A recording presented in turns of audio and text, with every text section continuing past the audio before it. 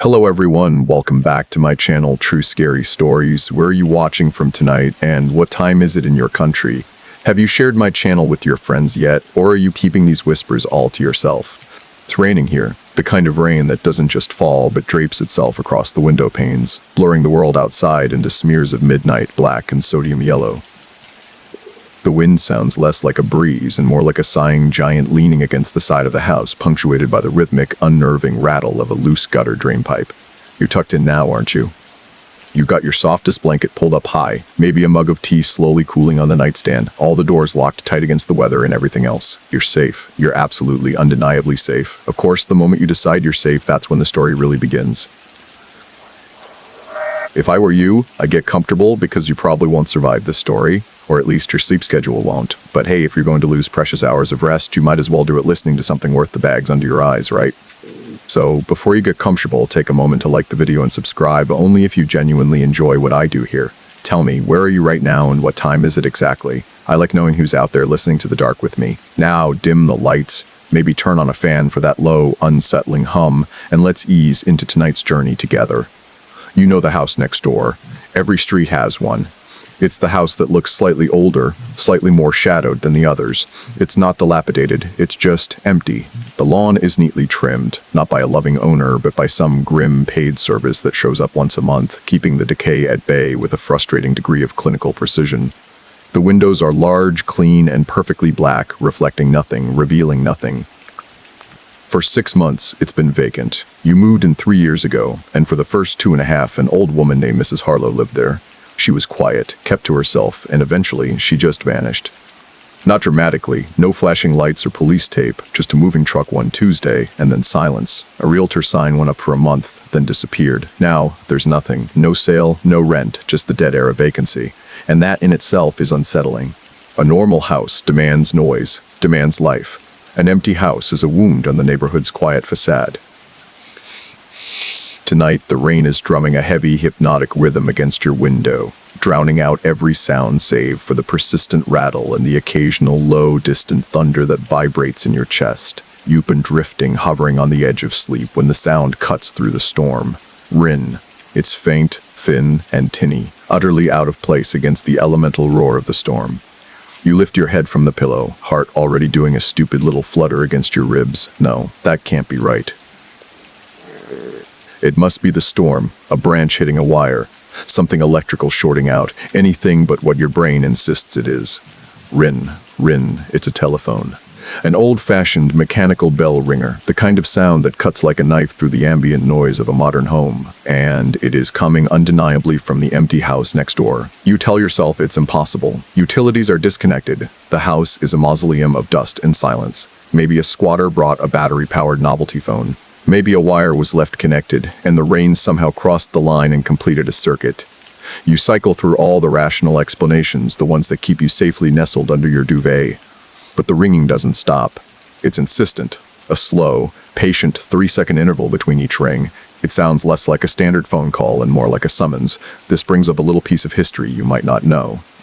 Back in the early 20th century, before modern encryption and massive data storage, some criminal organizations communicated using a bizarre method known as the silent call system. It's a mainstream scary fact that people fear silent calls, but the obscure tidbit is that in the 1930s, certain syndicates would let a phone ring a specific number of times in an empty, disconnected property as a coded signal, a form of telephonic semaphore. They weren't transmitting voices, they were transmitting pattern recognition. If the phone rang 5 times, it meant danger. If it rang twice, then paused, then rang 3 times, it meant the goods are secure. The ringing itself was the message. It's a frightening thought, isn't it? That a simple, mechanical sound could carry lethal information across a dark, empty wire. The ringing next door has hit 42 continuous repetitions now. It's not a code, not a pattern you can discern. It's just persistent, annoying, horrifyingly present. You slide out of bed. Your feet hit the cool wood floor. The room is dark, lit only by the sporadic flashes of lightning that reveal the shape of your furniture and then plunge everything back into oppressive shadow. You pad over to your window, moving quietly, as if the sound out there is listening for the sound in here. You look out at the house. It's only about 30 feet away, separated by a narrow strip of waterlogged, neglected lawn. The porch light over its front door, a light that hasn't been on since Mrs. Harlow left, is off, of course. The entire structure is a single dark silhouette against the glow of the distant city. And from that silhouette, the sound. Rin. You cup your hands around your face, pressing your forehead against the cold glass. You can almost see the sound, a shimmering wave of dread emanating from the second-floor master bedroom window. That was Mrs. Harlow's room, the one with the large bay window always covered by heavy floral drapes. Maybe it's a practical joke. Maybe the maintenance crew, when they came to shut everything off, left a rogue device behind. But it's not funny. It's a violation of the rules of reality. Empty houses don't ring. They echo. They creak. They don't make outgoing noise. Researchers disagree on whether the human brain's immediate jump to supernatural explanations for impossible sensory input, like a phone ringing in a known empty space, is a hardwired evolutionary trait for self-preservation, or simply a cultural byproduct of horror media saturation. Either way, your instinct is screaming at you, wrong, wrong, wrong. You stand there for 5 minutes, paralyzed by the sound, waiting for it to stop, for reality to reassert itself. But the ringing doesn't care about your sense of reality, it just keeps going.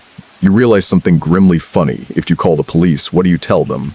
"Excuse me, officer, but the antique phone in the house that hasn't had electricity for 6 months is calling me." That's the setup for a darkly humorous joke, isn't it? Knock knock. Who's there? The police. Police who?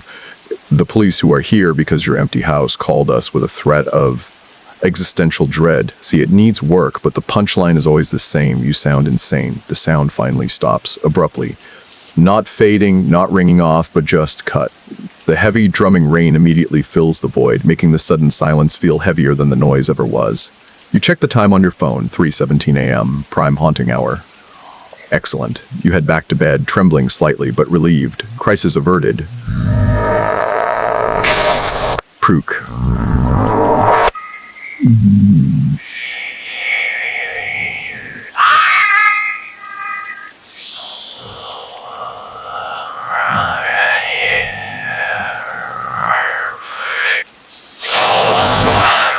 You slide back under the covers, nestle your head into the pillow, and try to regulate your breathing.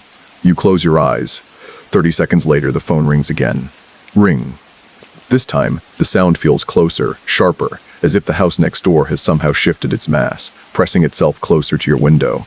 This second round of ringing is even more maddening, because it confirms the initial event wasn't a fluke, it's a persistent, mechanical failure of the cosmos. You look at the house again. You are now consumed by an intense, burning curiosity that overrides all self-preservation instincts. You have to know what is making that noise. You have to verify the impossibility with your own 2 eyes. You need to see the object that is defying logic in the dead center of the night. You pull on a pair of sweatpants, a dark hoodie, and slip your feet into some heavy boots. You grab your house key and, with a moment's hesitation, the heaviest flashlight you own. The kind that doubles as a decent club, just in case.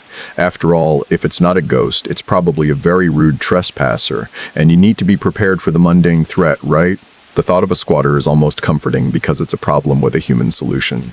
A ghost just makes you a statistic. You unlock your back door, step out onto the porch, and feel the cold, soaking air hit your face. The rain is blinding. You pull the hood over your head and start walking toward the gap between your garage and the fence separating your property from the empty house. It is so dark.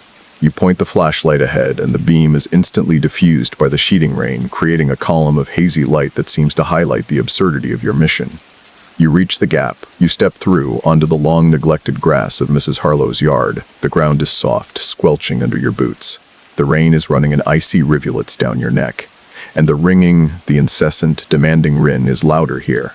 It sounds like it's right behind the dark wall of the house.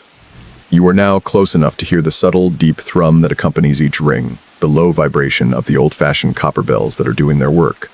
You approach the back porch of the empty house. It's dilapidated, with peeling paint and 3 stone steps leading up to a locked door. You don't need the door, though. Mrs. Harlow had a set of storm cellar doors that opened directly into the basement, and you remember seeing her struggle with them once. They were old, wooden, and secured only by a rusty, simple slide bolt. You find the cellar doors tucked under the overhang of the back porch. You shine your light on the latch. The slide bolt is indeed rusty, but it moves. You hear a protesting groan of old metal against wood, a sound that thankfully drowns out the ringing for a split second. You lift the doors. A gust of cold, earthy air, smelling of damp soil and something faintly metallic, rushes up to meet you. You look down. Absolute, total darkness. You stand there for a moment, the rain soaking through your clothes, the flashlight beam cutting a useless swathe into the black abyss, and the phone ringing on and on, calling you deeper into the shadow. You think of another morbid joke. What's the difference between a good night's sleep and a horror movie protagonist? The horror movie protagonist is always eager to investigate the strange noise in the middle of the night, and you are, undeniably, that eager protagonist. The thought makes you feel less like a victim and more like a participant in a very bad play. The ringing continues, a silent invitation that you are about to accept. You have a terrible feeling that once you step across this threshold, the phone will stop ringing and you will find yourself in an even deeper, more profound silence. You just need to know. You just need to step inside. The cold air from the cellar is pulling you down. You drop the flashlight first. It clatters loudly on the wet concrete floor of the cellar, then rolls, the beam swinging wildly, illuminating a space that is exactly as you feared: dirt, cobwebs, and the skeletal remains of forgotten shelves. You descend the steep wooden steps, one creaking foot at a time, until you hit the cold, damp ground. You are now inside the empty house. The storm's roar is instantly muffled, replaced by a strange, compressed quiet, the specific silence of a place that hasn't been breathed in for a very long time. The ringing stops. Of course it does. You knew it would. It was a lure, a siren song for the suicidally curious. Now, all you can hear is the frantic rhythm of your own heart hammering against your ribs, and the quiet drip, drip of water somewhere in the darkness beyond the flashlight's hazy reach. You stand absolutely still, allowing your eyes to adjust to the total lack of ambient light. You listen, not for the phone, but for any sign of human presence. A shifting weight, a cough, the faint, dry rustle of fabric. Nothing, only the scent of old things and damp earth. You retrieve the flashlight and point the beam up the rickety interior steps leading to the main floor. You climb these stairs slowly, each one protesting your weight with a loud wooden shriek. You emerge into a kitchen that feels suspended in amber. The kitchen is dated, pale yellow wallpaper, green formica counters, and completely empty.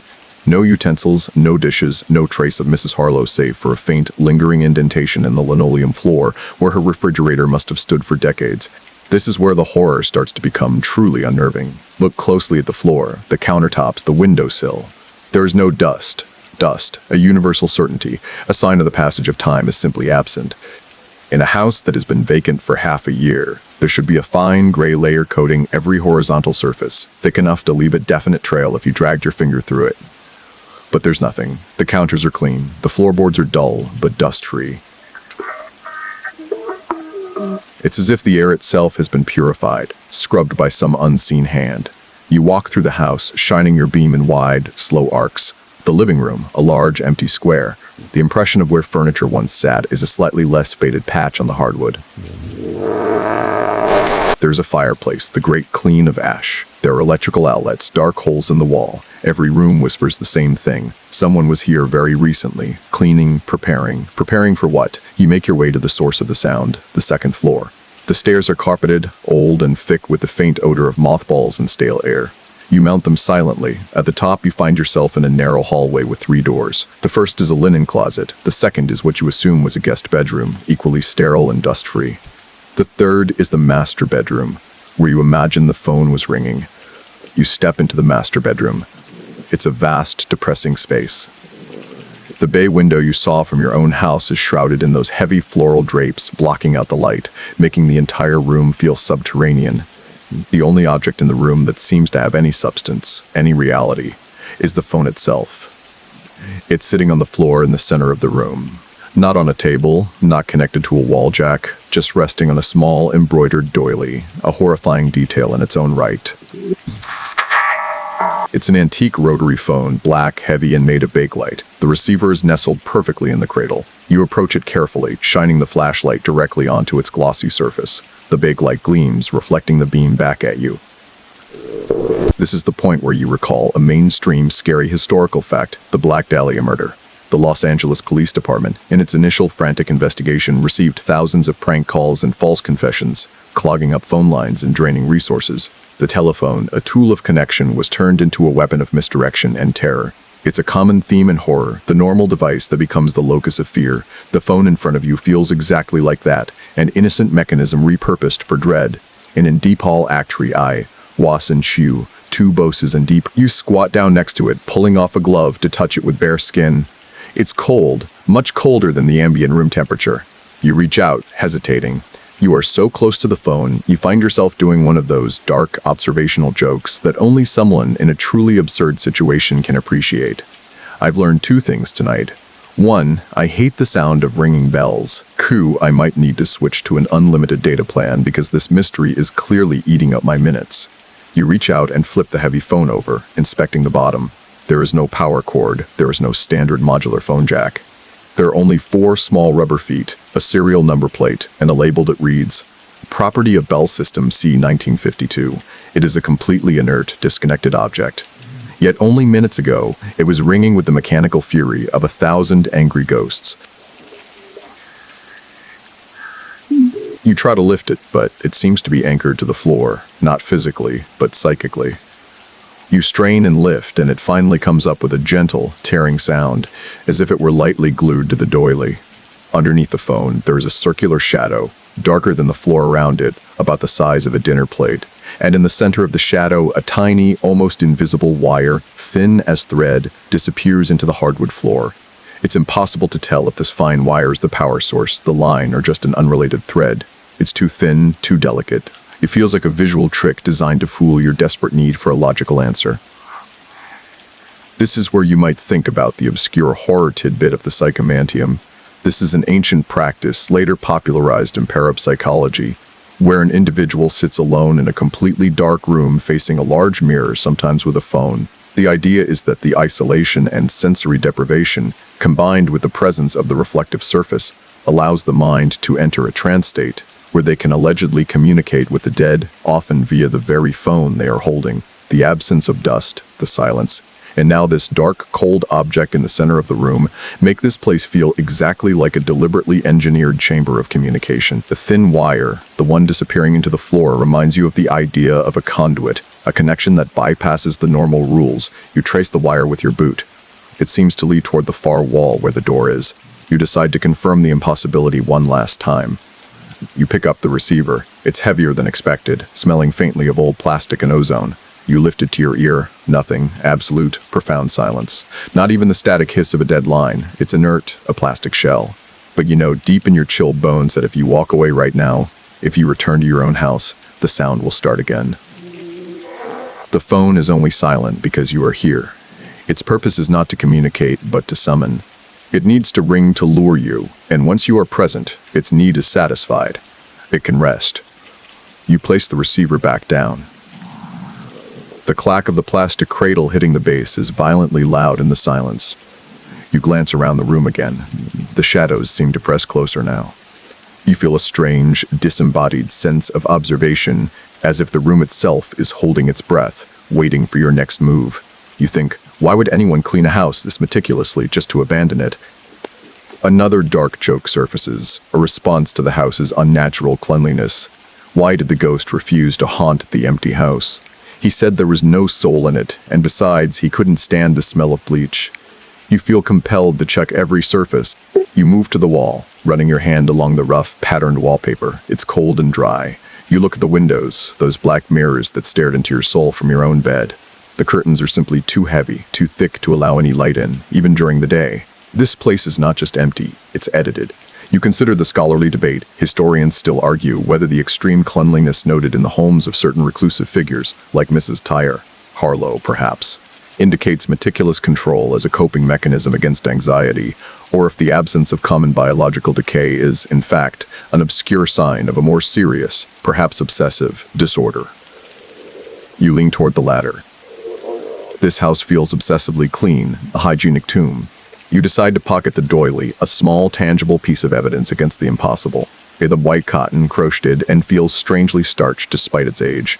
The cold air from the phone seems to be spreading now, chilling the room. You know you need to leave this room and find the connection, the wire, the thing that makes this dead object live. Your next logical step is to confirm the identity of the previous owner, to find out what exactly Mrs. Harlow was running from, or more frighteningly, what she was running to.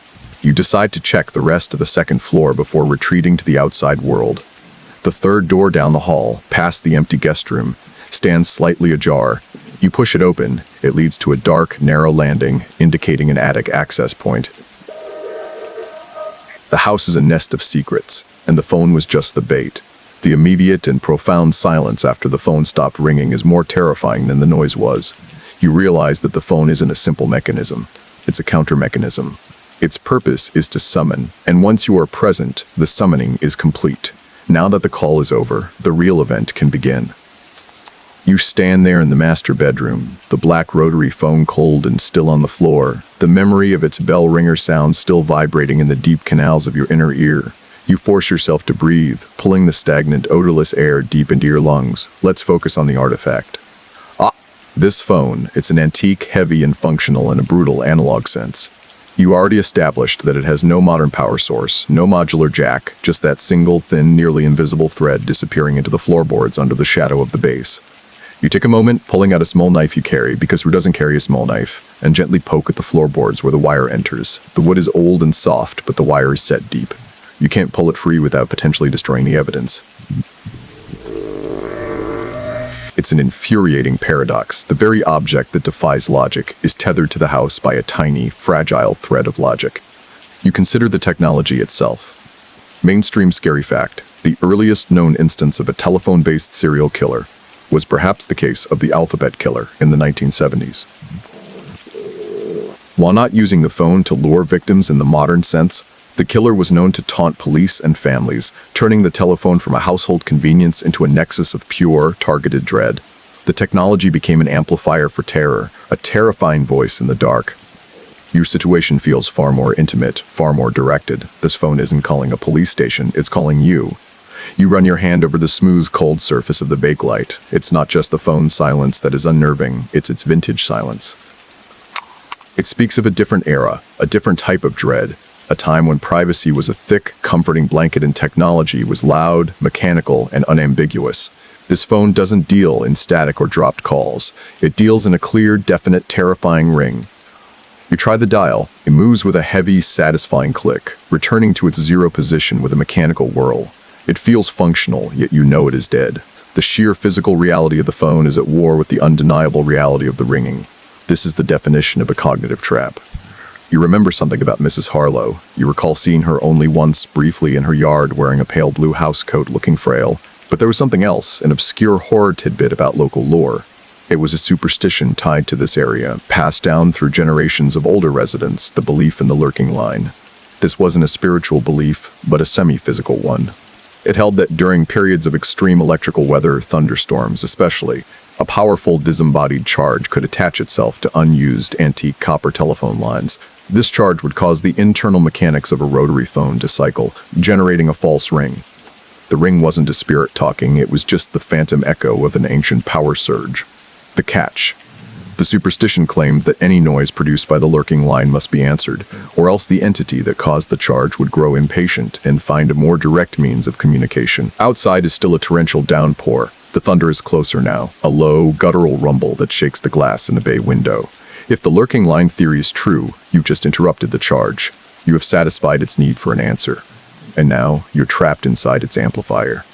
You stand up, moving away from the phone, toward the window. You pull back the heavy floral drapes just a few inches. The sight that greets you is your own house, directly across the muddy strip of lawn, looking impossibly small and vulnerable. Your bedroom window, the one you just left, is dark and staring back. You feel a sudden, intense wave of homesickness, a childish urge to be safe under the covers. But you can't go back now. You've answered the call. You move to the wall, running your hand along the dry, clean plaster. Presentaano. You look for any sign of a previous connection, a filled-in hole, a patch of paint, nothing. The walls are seamless and utterly blank. You think of another dark joke, a way to puncture the oppressive, terrifying atmosphere. Why did the ancient spirits upgrade their communication system? They got tired of waiting for the dial tone. The silence now is beginning to feel like pressure. It is pushing down on your skull, making your ears pop. The dust-free environment, that strange, impossible cleanliness, is adding to the disorientation. It feels like you've stepped into a freshly sterilized operating theater where something unspeakable is about to be done. You leave the master bedroom, moving back into the dark hallway. You decide to follow up on that door you noticed earlier, the one that led to the attic access. You climb a narrow, steep set of stairs that creak ominously. These are not the well-worn stairs to the second floor. These are utility stairs, raw wood, barely painted. You feel the grit of dried paint under your fingers as you ascend, or arrive in the attic. It's a vast triangular space, smelling intensely of pine needles and dry heat despite the storm. The roof pitch is steep, and the ceiling is lined with old exposed rafters. Your flashlight beam cuts across the space, revealing trunks, forgotten pieces of broken furniture draped in white sheets, and a general chaos that stands in stark contrast to the sterile floors below. Finally, some normal clutter. The attic is messy, dusty, and full of the familiar detritus of a life lived. This proves that someone lived here, and the cleaning downstairs was recent, surgical, and specific. You move toward the center of the attic, stepping over mounds of old newspapers and defunct lamps. You're looking for anything that might identify Mrs. Harlow, or, more importantly, the person who cleaned the house and set up the deadly phone call downstairs. You find a small wooden trunk, scarred and dented, tucked back into a dark alcove. It's not locked. You kneel down and flip open the lid. Inside, you find not clothing or blankets, but documents. Thousands of them. Loose papers, ledger books, and stacks of envelopes tied with frayed ribbon. You pull out a ledger book. It's an inventory. Mrs. Dye. Mrs. Harlow kept meticulous records, logging every piece of furniture, every appliance, every single item she owned, and then crossing it off with a neat single red line when she disposed of it. The final entries are what stop your breath. She cataloged the entire house, down to the doilies and the throw rugs, and then she cataloged the removal of the items. The last entry, dated 3 days before the moving van, reads, "Removal of all soft goods. Total sterilization." You flip back to the front of the ledger, looking for the earliest entries. The ledger begins in 1952, right around the time the phone was manufactured. Coincidence? Perhaps you find another dark joke in the overwhelming, crushing sense of detail. What do you call a ghost who loves spreadsheets? An account hauntant. It's clear that Mrs. Harlow wasn't just moving out. She was erasing herself. She was performing an act of physical disappearance, leaving behind a clean slate for whatever came next. You find a separate, small, leather-bound book tucked into a velvet pouch at the bottom of the trunk. It looks different from the ledgers, smaller, more personal. You recognize the cover immediately. It's a journal. You pull it out. The leather's dry and brittle.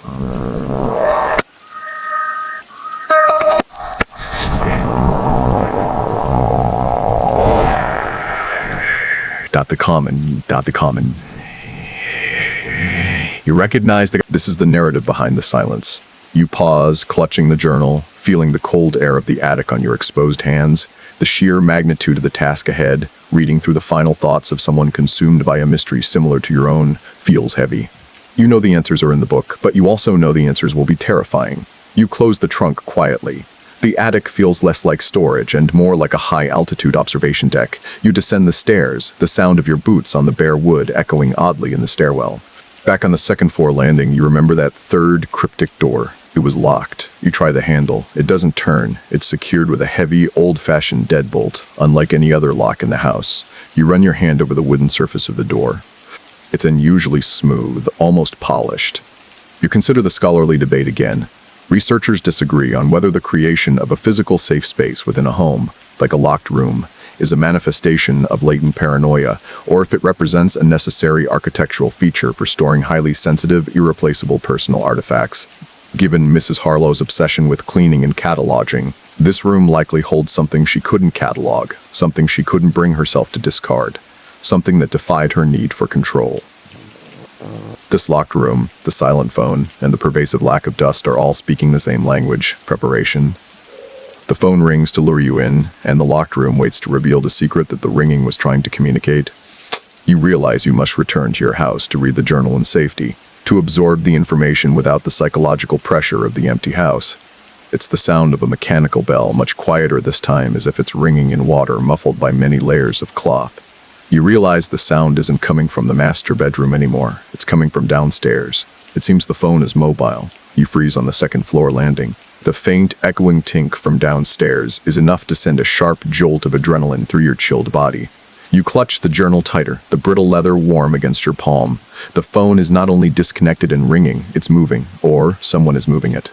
You creep down the main staircase, hugging the wall, pressing yourself into the deepest shadow. Every creak of the floorboards beneath your boots sounds like a gunshot in the sterile silence. The tink stops before you reach the bottom. The silence returns, heavier and more menacing than before. You reach the first floor and stand in the entryway, pointing your flashlight toward the living room. You have the journal. That's the next key. The storm is still raging, and you need a safe place to read. You head for the back door, toward the cellar access. But as you reach the kitchen, you hear a sound that roots you to the spot, the distinct wet slap of a car tire hitting a puddle, followed by the low thrum of an idling engine. Someone is outside, and they are close. You flatten yourself against the yellow wallpaper, killing the flashlight. Your heart is a frantic bird in your chest. The bay window in the living room offers a view of the street, but you dare not approach it.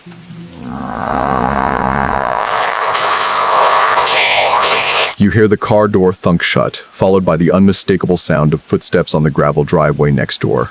They are not the heavy, hurried steps of a burglar, but slow, deliberate, almost measured steps. You wait, counting the breaths.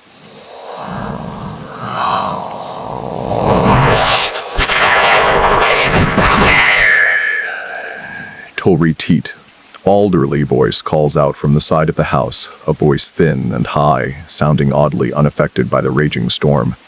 I knew you'd come for a look. They always do. It's your elderly neighbor from 2 doors down, Mr. Peterson. You barely know him. He's a strange, reclusive man who spends his days tending a miniature, almost black rose garden that always seems to be struggling for life. You step away from the wall, risking a low whisper. Mr. Peterson, what are you doing out here? It's pouring. He shuffles into view at the edge of the kitchen window, illuminated by the momentary flash of lightning. He's wearing a wide-brimmed, soaking wet rain hat and a trench coat that looks several sizes too big, making him appear shrunken and brittle. He doesn't look directly at you. His eyes are fixed on the empty kitchen counter. Oh, I know it's pouring, he says, his voice a dry rasp, like sandpaper. But the rain you see is when the secrets rise to the surface, and you've found the house's secret, haven't you? He taps a long, skeletal finger on the window pane right over the spot where the faint indentation of Mrs. Harlow's refrigerator used to be. The ringing, you state, keeping your voice low, like old radio waves but colder. You know the sound. We all know the sound. You ask, did Mrs. Harlow mention a problem with her phone before she left? He looks at you now, finally. His eyes, in the sudden flare of your flashlight, are pale, watery, and unnervingly vacant, as if he is perpetually staring at something just behind your head. The problem wasn't the phone, he says, leaning closer to the glass. The problem was what was on the other end. She started taking the calls about a year before she left, just ringing, silent at first. Then she started cleaning, obsessively. She couldn't stand the dust. Said it was a sign of decay, a sign of its presence. This confirms your terrifying observation about the lack of dust. This meticulous, sterile environment was not a move-out process. It was a ritualistic cleansing. This is a good time to bring up a piece of local, obscure horror lore that Mr. Peterson's demeanor reminds you of, the concept of the dust eaters. Found in some Slavic and Scandinavian folk tales, dust eaters are spirits or elemental entities that sustain themselves by absorbing the detritus of human life, dust, hair, skin flakes. A house that is unnaturally clean, with all signs of human residence vacuumed away, is a house that has been utterly starved of life force.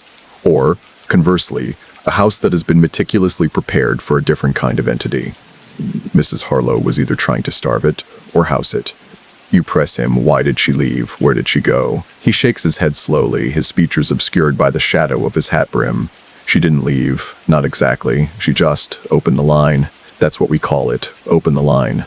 He gestures vaguely toward the back of the house, as she spent months preparing the house, removing everything that reminded the caller of her life, and then she waited. He pauses, then drops his voice to a low, conspiratorial whisper, although there is no one else around in the storm.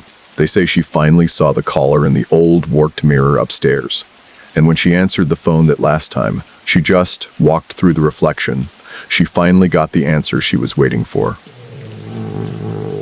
You can't believe a word of this.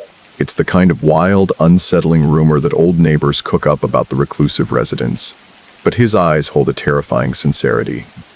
You crack a dry, internal joke to keep the fear from overwhelming you. You know you've lived in a neighborhood too long when the local gossip involves people being sucked into haunted mirrors. You remember the locked room, the master bedroom, the clean counters. Mr. D surprised in the Puppleby asked, Peterson, you say, forcing a calm tone, I need to know if anyone else has been in this house. Did you see a cleaning crew? Anyone? He shakes his head slowly, his features obscured by the shadow of his hat brim. Just the storm child, and the house waiting. It's been waiting ever since the first ring. That old phone you see, it doesn't use the regular copper wire. It uses an older line, the dead line. It runs down into the basement and connects to the original root of the neighborhood, the deep, black earth. He steps back from the window, melting back into the shadows of the storm. The police, they didn't help her. They never do. Once the line is open, they can only listen, but they can't disconnect it. They can't disconnect the past. He pauses, then delivers a parting shot that chills you to the bone. I saw your light go on over here. I was hoping maybe you had a better sense of self-preservation than Mrs. Harlow, but you picked up the journal, didn't you? That's what connects you. She logged every item, but she couldn't log her own fear. That's what's in your hands now. That's her fear calling you. He turns and walks away. The sound of his steps fades into the squelching mud. A moment later, you hear the distant thrum of his car pulling away from the curb. You are alone again, trapped inside the house with the information you came for. You lean back against the wall, catching your breath. You try to process the old man's story. It's ridiculous, melodramatic, and entirely too specific to be dismissed as simple ravings. This calls for the scholarly debate. Historians still argue whether neighborhood folklore, when tied to a specific local tragedy, like Mrs. Harlow's disappearance, serves as a collective emotional outlet for unexplained trauma, or if these whispered narratives actually preserve core, unsettling truths that are simply inadmissible in a modern, rational court of law. You decide you can't read the journal here. The idea of the mobile phone, the lurking line, and the old man's unnerving presence have made the house feel too pressurized, too alive. You move quickly toward the cellar stairs. You are almost there when you realize something critically important. When Mr. Stair Quoco, when Peterson was talking, his eyes fixed on the exact spot where the refrigerator had been, he had said, "I knew you'd come for a look." They always do. They, plural, who else has come here? And then, a tiny, almost inaudible sound makes your blood run cold. It's a very faint, dry creak from upstairs. The sound of a heavy wooden door slowly, reluctantly swinging inward.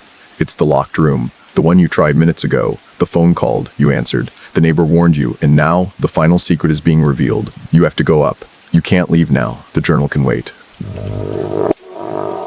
The locked room cannot. You ascend the stairs for the second time, but this time you move with a terrified certainty. You need to see what's inside that room before whatever opened the door decides to close it again. You are not a spectator anymore. You are a participant. You reach the top landing. You pause, flashlight trembling. The hallway is completely dark. But at the end, where the heavy, dead-bolted door stood minutes ago, and the air flowing out of that room smells utterly different, not of dust and wood, but of cold, heavy metal. You need one more joke before the inevitable jump scare. I told my therapist I was being called by an antique phone in an empty house. She said I needed to disconnect from the past. Very helpful. You take a single deep breath and walk toward the light. You move down the hallway with a terrifying combination of dread and acceleration. The fact that the locked door is now open is a deliberate invitation, a clear escalation of the house's game. The air emanating from the gap is distinctly metallic.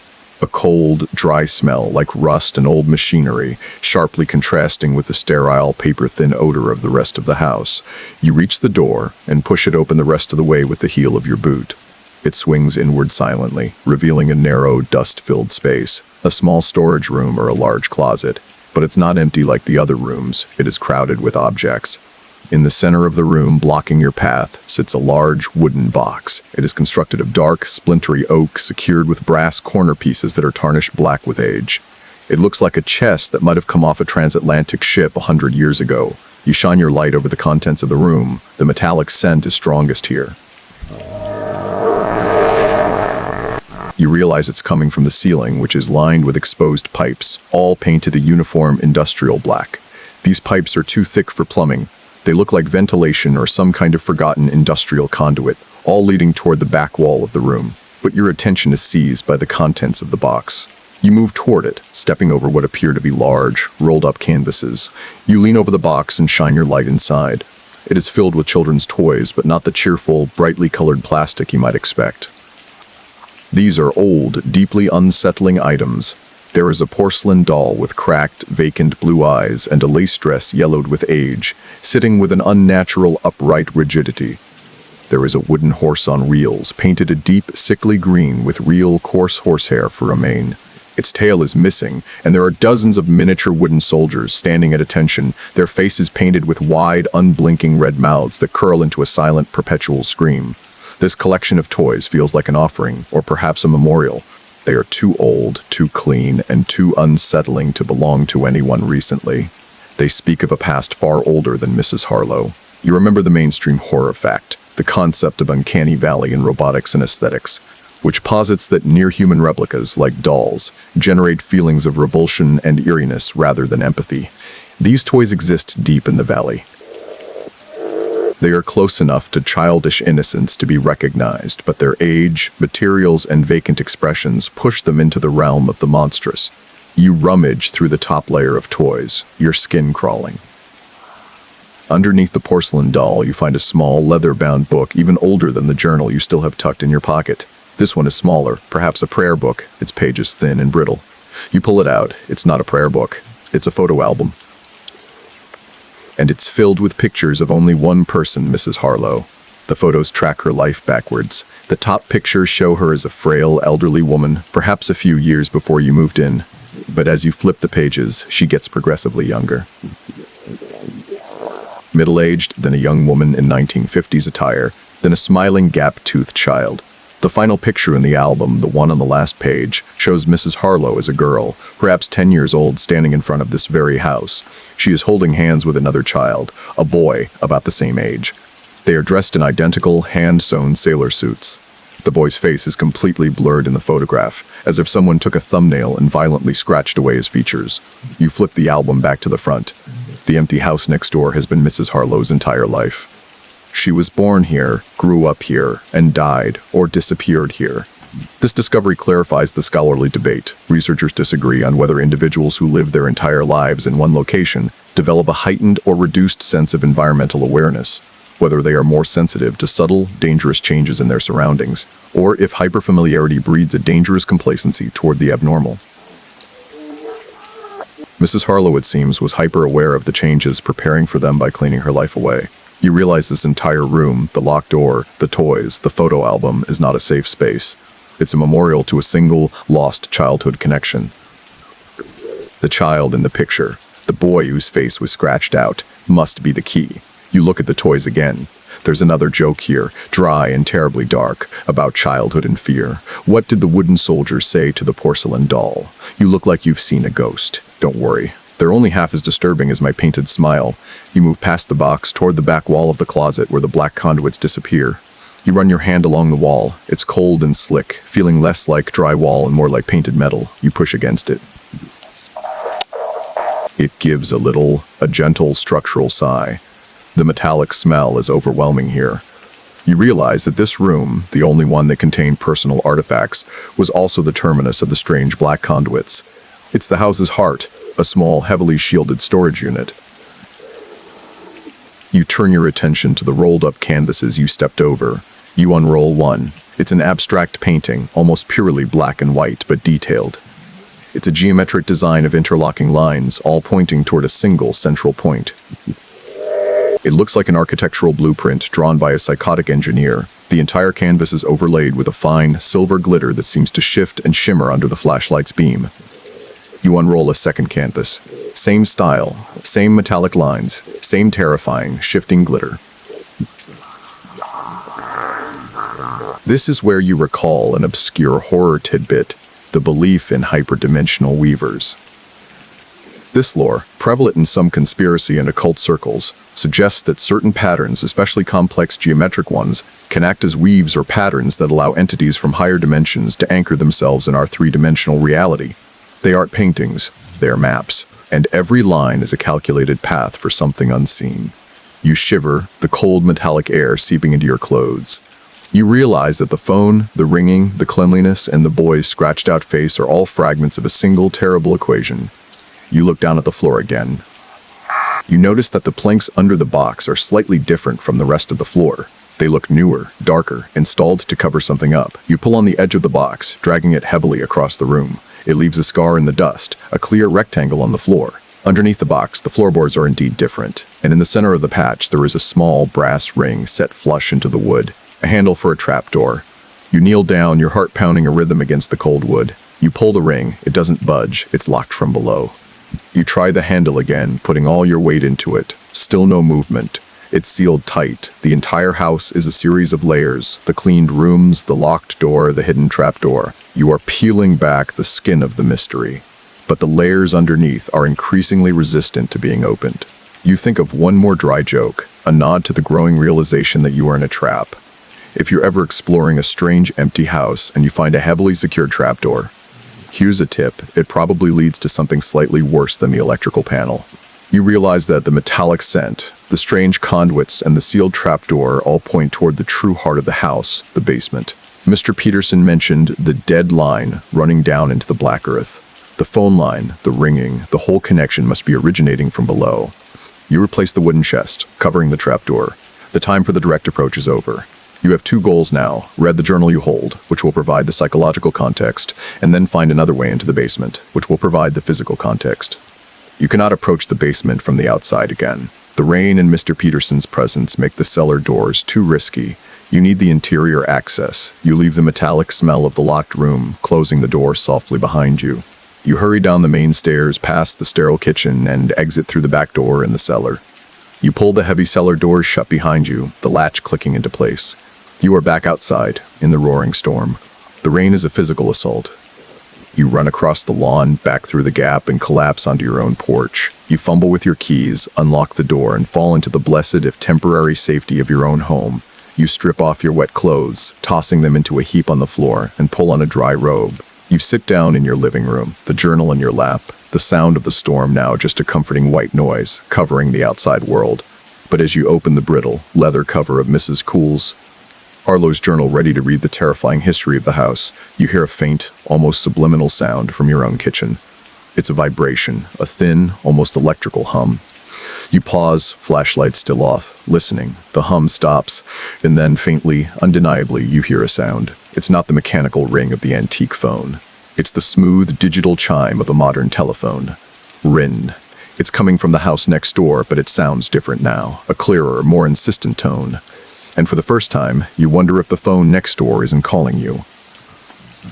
Perhaps it's calling her. You sit paralyzed on your own couch, wrapped in a dry robe, the chill of Mrs. Harlow's house clinging to your skin like a faint, icy aura.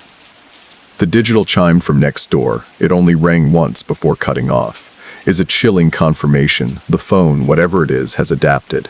It's using a newer sound, a cleaner signal. It's learning your expectations. You ignore it, focusing entirely on the journal in your lap. You need the words, the clarity, the narrative of the person who experienced this before you. You flip open the brittle, leather cover.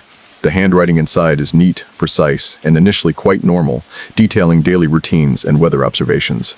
But around the midpoint of the book, the script begins to change, growing smaller, tighter, and more hurried. The entries you need are near the end. You skip ahead, finding an entry dated exactly 1 year before her disappearance. Journal entry, October 14th. The phone rang tonight, the old one in the master bedroom. It hasn't rung in 30 years. I checked the line, completely severed in the cellar. I listened for 10 minutes. It's the way the brass bells oscillate, not a natural vibration. Too deliberate. I did not answer.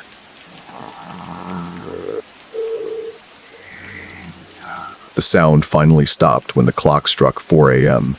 I swear the dust on the nightstand was thicker this morning. The dust is listening. The phone was ringing a year ago. It wasn't the first time, and her immediate obsession was with the dust. You turn to a later entry, 6 months after the first ring, 3 months before she vanished. The tone is frantic now, desperate. Journal entry, April 2nd. The calls are nightly, always between 3 and 4 a.m. I know the number. It's disconnected, but I know the pattern of the ring. It sounds like a heart being struck with a tiny silver hammer. I tried tracing it with an old device my father left behind. A signal amplifier. It shows a recursive loop. The signal isn't coming from the outside, it's looping back from the cellar. It's calling itself. Or it's calling the version of me that is already down there. I can't sleep. I've started cleaning. The dust is a physical manifestation of its patience. I must eliminate the dust. If I eliminate the human trace, perhaps the connection will fail. This confirms everything: the self-calling phone, the basement connection, and the reason for the surgical cleanliness. Mrs. Harlow believed the dust was evidence of her humanity, which the caller was feeding on. She wasn't trying to leave, she was trying to become invisible. You read the entry detailing the installation of the trapdoor. She wasn't sealing something in, she was sealing something out. The original floor, she writes, was the weakest point, the connection point for the lurking line, the root of the neighborhood that Mr. Peterson mentioned. You consider the mainstream scary fact of tulpas, or thought forms. This is a concept from Tibetan Buddhism, co-opted by occult fiction, suggesting that sustained, focused thought can manifest a physical or semi-physical entity. Mrs. the Gaby. Harlow's fear, her obsession with the phone, and her ritualistic cleaning might not have been a reaction to the ringing, but the fuel for the caller. Her terror gave the entity on the other end a physical bridge, the phone line itself. The journal entry detailing her fixation is terrifying. Journal entry, May 17th, I've started talking to it. Not answering the phone, but talking to the phone. I tell it to stop, I beg it to stop, but it just keeps ringing. The pitch is getting lower now, more insistent. Sometimes I hear a faint scraping sound from the locked room. The old mirror, it's getting foggy. It reflects less light. I think the other child is there. The one whose face I scratched out of the picture, he's the one ringing. The other child, the boy in the sailor suit. Mrs. Harlow had a twin, or a sibling who died young, and she obsessively erased him from her history, an act of emotional cleansing mirrored by the sterile house. You are now deep in her narrative of spiraling paranoia and terror. You need a break, a little dark wit to restore some equilibrium. I tried to call the other house back, but the signal was weak. Maybe I should upgrade to 5G. Ghosts hate buffering. You flip forward, looking for the final entry. The script is now nearly illegible, the pen digging into the fragile paper. Journal entry, June 22nd, the last legible date. It called early, 1:17 a.m. I picked up the receiver. I had to. I can't bear the ringing anymore. The line was silent for 10 seconds. Then I heard a sound. Not a voice, but a scraping, dragging noise. It sounded like something very heavy being pulled across a carpeted floor. The sound stopped, and then a whisper, not through the phone but from the darkness in the room. A cold, dry two-word message. I wrote it down immediately. I can't look at it. I sealed the journal. I am going to the mirror. I have to see what he wants. He's waiting for me. The journal abruptly ends. Final page is blank, save for a single small neat scratch mark at the bottom, drawn with chilling precision. The symbol of a zero, a perfect circle, slightly elongated. You realize the message is missing. Mrs. Harlow wrote it down, but not in the journal. It must be a note tucked into the pages, or perhaps it was written directly onto the phone. You check the antique phone in your memory, nothing visible. The knowledge you have gained is profound. The ringing is an invitation to acknowledge a repressed past, symbolized by the other child and the sealed trapdoor in the locked room. The caller is connected to the house itself, looping back from the cellar. You think about the obscure horror tidbit of post-mortem photography from the Victorian era. The practice of photographing the recently deceased, often posed as if still alive, was an attempt to freeze time and deny the finality of loss. Mrs. Proctor's in Harlow scratching out her brother's face, yet keeping the photo is a psychological parallel, a violent denial that kept the memory alive and actively calling her. You realize you have to find that message, and you have to find the trapdoor access. The message is the key, and the trapdoor is the door. You get up, the journal heavy in your hand, and go to your own bedroom window, looking across the lawn at the shadow of the empty house. The storm is beginning to abate now, the heavy rain easing into a persistent, slow drizzle. As you stare, you notice something subtle but utterly chilling. The sheer curtain in the master bedroom window, the one shrouded by the heavy floral drapes, is moving. Not flapping wildly. The window is certainly closed, but gently, swaying, as if someone had just walked past it. You rub your eyes, convinced it's the lingering paranoia from the journal. You look again. Another dark joke involuntarily surfaces. A defense mechanism. Why did the ghost in the locked room break up with the spirit in the kitchen? He said she was too attached to her physical manifestation. You need to go back. You need to find that two-word message Mrs. Harlow was so terrified of. It must be in the locked room or perhaps written on the floorboards under the heavy chest. But first, you try to find a logical explanation for the entire ordeal, even a psychological one. Animax is scholarly debate time. Researchers disagree on whether extreme, prolonged exposure to sensory deprivation and fear, such as being alone in a silent house during a storm, hearing phantom noises, can induce genuine auditory and visual hallucinations, or if it simply lowers the brain's threshold for recognizing and assigning meaning to random stimuli. You are about to turn away when you remember the third mandatory joke about the absurdity of your situation. I told the Grim Reaper I was too busy to die. He said I could put him on hold, but the hold music was terrifying. You head back to the back door. You will not re-enter through the cellar, it's too exposed. You need a cleaner entry. You remembered a loose window latch on the side of the house in the pantry that Mrs. Harlow never fixed. You are about to unlock the door when you hear the sound again. Not the ring, not the chime, with the original sound. Ring, it's the old mechanical bell ringer, loud and clear. But it's not next door. It's coming from your own kitchen. You stop dead, spinning around. Your kitchen is small, clean, and modern. There is no old rotary phone. You walk slowly toward the counter. And there it is. Not a phone, but your old kitchen timer, the mechanical, wind-up kind, sitting innocently on the granite countertop. It's not ringing a timer alarm. It's winding itself backward, the internal spring mechanism whining. And as it hits the 0 mark, the tiny brass bell inside rings once, exactly the same pitch and volume as the antique phone. It was never the phone calling you. It was the sound, and now the sound has followed you home, manifesting in your own mechanical devices. The call has been successfully forwarded.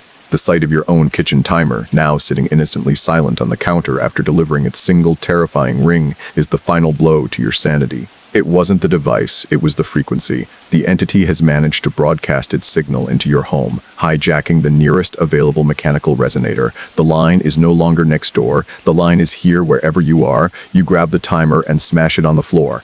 It shatters into plastic shards, the tiny internal bell rolling across the floor and settling under the refrigerator.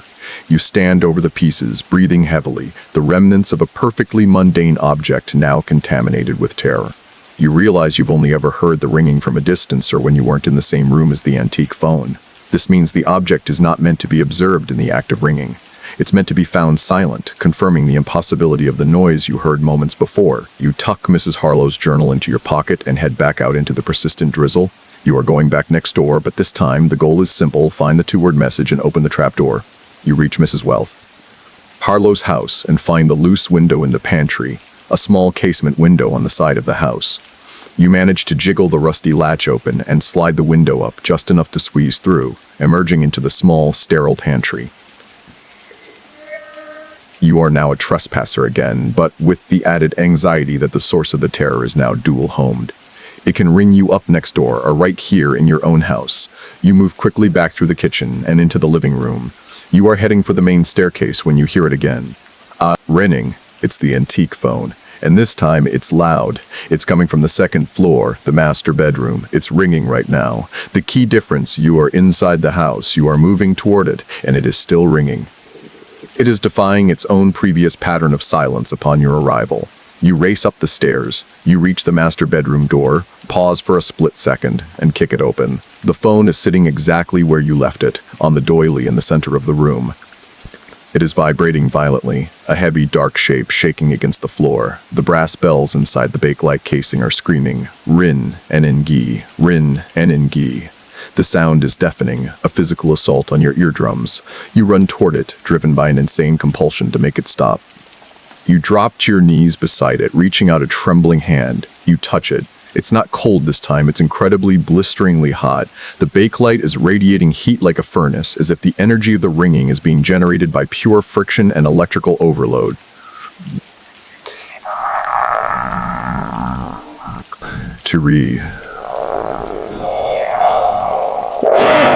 The bakelite is radiating heat like a furnace, as if the energy of the ringing is being it's inadequately retreat. You grasp the receiver, pulling it free from the cradle. The sound stops instantly. A profound, ringing silence replaces the din, leaving your ears feeling numb and useless. You look down at the base. Where your hand had gripped it, the plastic is subtly softened, imprinted with the shape of your fingers. You have just confirmed the impossible with a searing physical reality. You lift the receiver to your ear. It's still hot. You hear the same profound silence as before, but then, very faintly, you hear something else. A sound like water running, like a slow, steady tap running in a deep subterranean cave. You lower the receiver, your mind spinning. You need to find that message. You return your attention to the locked room. You move the large wooden chest, dragging it off the secret trapdoor. The brass ring handle is still set flush into the floor. You examine the area for a mechanism. You notice a small, faint discoloration on the floorboards right next to the trapdoor seam. You wipe it with your sleeve. It's a tiny, nearly invisible scratch in the wood. This scratch is the only anomaly on the otherwise sterile floor. You lean closer, shining your flashlight. It's the two-word message. Mrs. Harlow didn't write it down. She carved it into the floor beside the trapdoor. The letters are tiny, shallow, and filled with dark dust. The only dust allowed to remain in the sterile house. The message reads, I am, 2 words, simple, profound, and utterly terrifying. I am, not, I am here, not, I am waiting. Just an affirmation of existence, the core of identity. It's the caller defining itself, demanding recognition, stating its terrible reality. You feel a wave of dizziness. You realize this is the philosophical crux of the haunting. Mrs. Harlow was trying to erase her past, her twin brother, her identity with her sterile cleaning. The caller, the repressed memory, the entity, was simply asserting its own existence in response. The whole point of the ringing was to force her to acknowledge, to say, I am here and you cannot clean me away. This is where the mainstream scary fact of the Dyatlov Pass incident comes to mind. It's a prime example of an event where the evidence collected, the strange, high-tech clothing damage, the unexplained internal injuries, only serves to affirm the reality of an impossible event, but never the cause. Your situation is the same. The hot phone, the ringing, the message, I am, all affirm the reality, but provide no mechanism. You think of a darkly humorous joke about the absurdity of philosophical horror. I finally understood the terrifying 2-word message from the void. I asked, I am who? The void said, I am going to need to see your government-issued ID. You look back at the trapdoor. Now you know the message. Now you need to open the door. You try the brass ring again, but it's still sealed. You realize the seal isn't a lock, it's a sensor. The door will only open if you acknowledge the message. You look at the sealed phone, now sitting silently. You pick up the receiver. You hesitate, then whisper into the mouthpiece, your voice dry and shaking, I am. Nothing happens. The receiver remains silent. You try again, louder, firmer, I am. Still nothing. You realize you've misunderstood the purpose of the phone's heat. The phone wasn't a source of heat, it was a recipient. It was being charged. You quickly put the receiver back in the cradle. The brass bells don't move. You turn back to the trapdoor. You place your hand flat on the wood, covering the scratch marks. You close your eyes, concentrating on the sound you heard earlier, the faint, running water, the subterranean tap. This brings up the obscure horror tidbit of the fear of the absent reflected image. This is a psychological and occult concept that suggests that if you stare into a mirror and cannot see your reflection, it's not because the mirror is defective, but because your soul is already elsewhere, either in the past, the future, or in an adjacent dimension. Mrs. Derby Prosticle, Authatabius that of the posticle. Harlow's final act was to go to the mirror and walk through the reflection. The caller demanded I am, and she answered by proving that her I am existed somewhere else. You look around the room frantically. The mirror. Mrs. Harlow's journal mentioned the old, warped mirror. She went to the mirror to answer the call. The mirror must be the key to the trapdoor. You race out of the locked room, across the master bedroom, and into the adjacent bedroom. The second-floor guest room you quickly dismissed as empty, and there it is. The room is still empty, sterile, and dust-free. But on the far wall, leaning against the plaster, is an enormous antique mirror. Its floor-to-ceiling set in a heavy, dark mahogany frame. The glass is convex, slightly warped, creating a funhouse distortion of the room around you. You step toward it. You stop 3 feet away and shine your flashlight on the reflective surface. The image that greets you is your own, wide-eyed, shadowed, trembling, holding the flashlight. But as you watch, something shifts. The convex reflection seems to wobble, to pulse, as if the air between you and the glass is suddenly thick and viscous. The metal conduits from the locked room must be running behind this wall. And then, you see it. Just for a split second, an image flashes across the surface. It's not your reflection. It's a blurry, faint shape, dark and indistinct. But it's standing behind you. It's too tall, too thin, and it's staring over your shoulder at the open door of the locked room. You spin around instantly, raising the heavy flashlight. Nothing. The room is utterly empty. The door to the locked room is open, showing the wooden chest sitting on the floor. You turn back to the mirror. Your reflection is solid, clear, and alone. The warping is gone. The image you saw was not reflected. It was projected. You stare at the glass, heart hammering. You realize the mirror is the answer. It's not reflecting the physical space of the room. It's reflecting the other side, the dimension where Mrs. Harlow's identity and her brother's face were erased. You step up to the mirror, placing your hand on the cold glass. The message, I am, must be a password for this door too. You have to speak it, but not into the phone. You have to speak it into the only thing in the house that can show you the other side. You whisper the final crucial joke before you commit. Why do ghosts only use mirrors to travel? Because they're afraid of the dark web. You lean in close to the glass, close enough to fog the cold surface with your breath. You whisper, I am.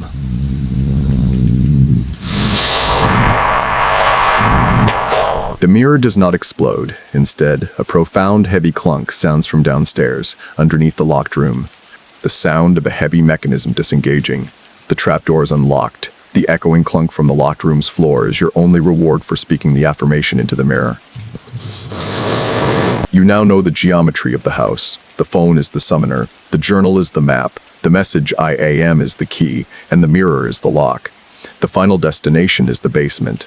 You leave the guest room in the unsettling, convex mirror, moving quickly back to the locked room.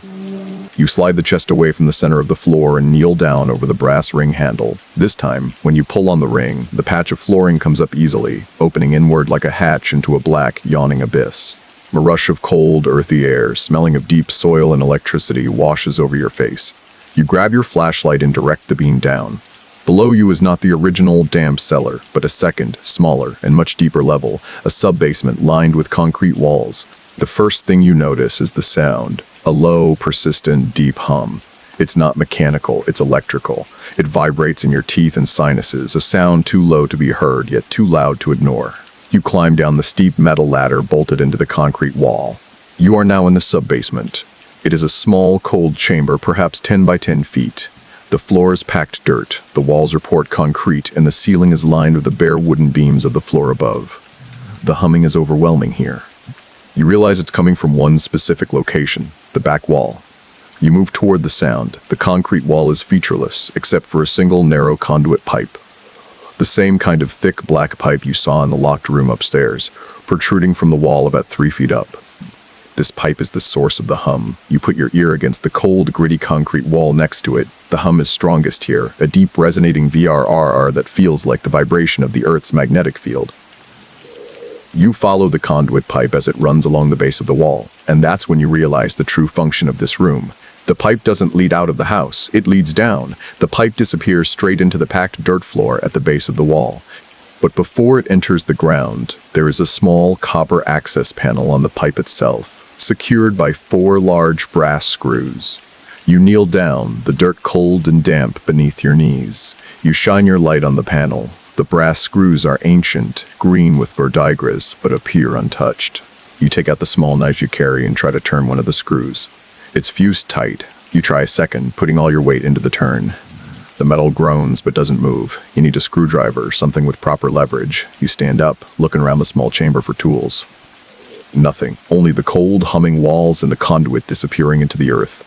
This is the point where you recall a mainstream scary fact, the historical reality of phantom limbs and amputees. They often report feeling intense pain, pressure, or movement in a limb that is no longer there. The phone, the ringing, the entire house is acting like a phantom limb for some distant, disembodied presence. The hum you hear is the electrical pain, the pressure of the connection being maintained across a void. You walk around the room trying to find another exit, another detail. You notice a slight irregularity in a packed dirt floor, about 3 feet from the conduit. You scrape at it with your boot. The dirt gives way easily, revealing a patch of something dark and rubbery underneath. You kneel down and pull at the edge. It's a thick, heavy layer of industrial rubber sheeting, stretched taut across a section of the floor. You pull it back. Underneath the rubber, the dirt is different. It's blacker, denser, and faintly glistening, and the smell of earth is mixed with a metallic ozone tang. You realize this is the root of the neighborhood that Mr. Peterson mentioned, the lurking line, the foundation of Mrs. Harlow's terror, the spot where the connection loops back into the house. You are standing on the source of the ringing. You need a joke to dissipate the sudden wave of paralyzing fear. I tried to tell the humming wall I was having a crisis. It just said, "You're breaking up. Can you repeat that?" Also, please check your Wi-Fi connection. You look back at the conduit pipe and the access panel. You have to open it. It must contain the actual wiring, the physical manifestation of the impossible connection. You realize that the conduit is humming because the phone is charged. And the phone was only charged when you acknowledged the message I am. The ringing was the process of charging the line, and your presence was the trigger for the discharge.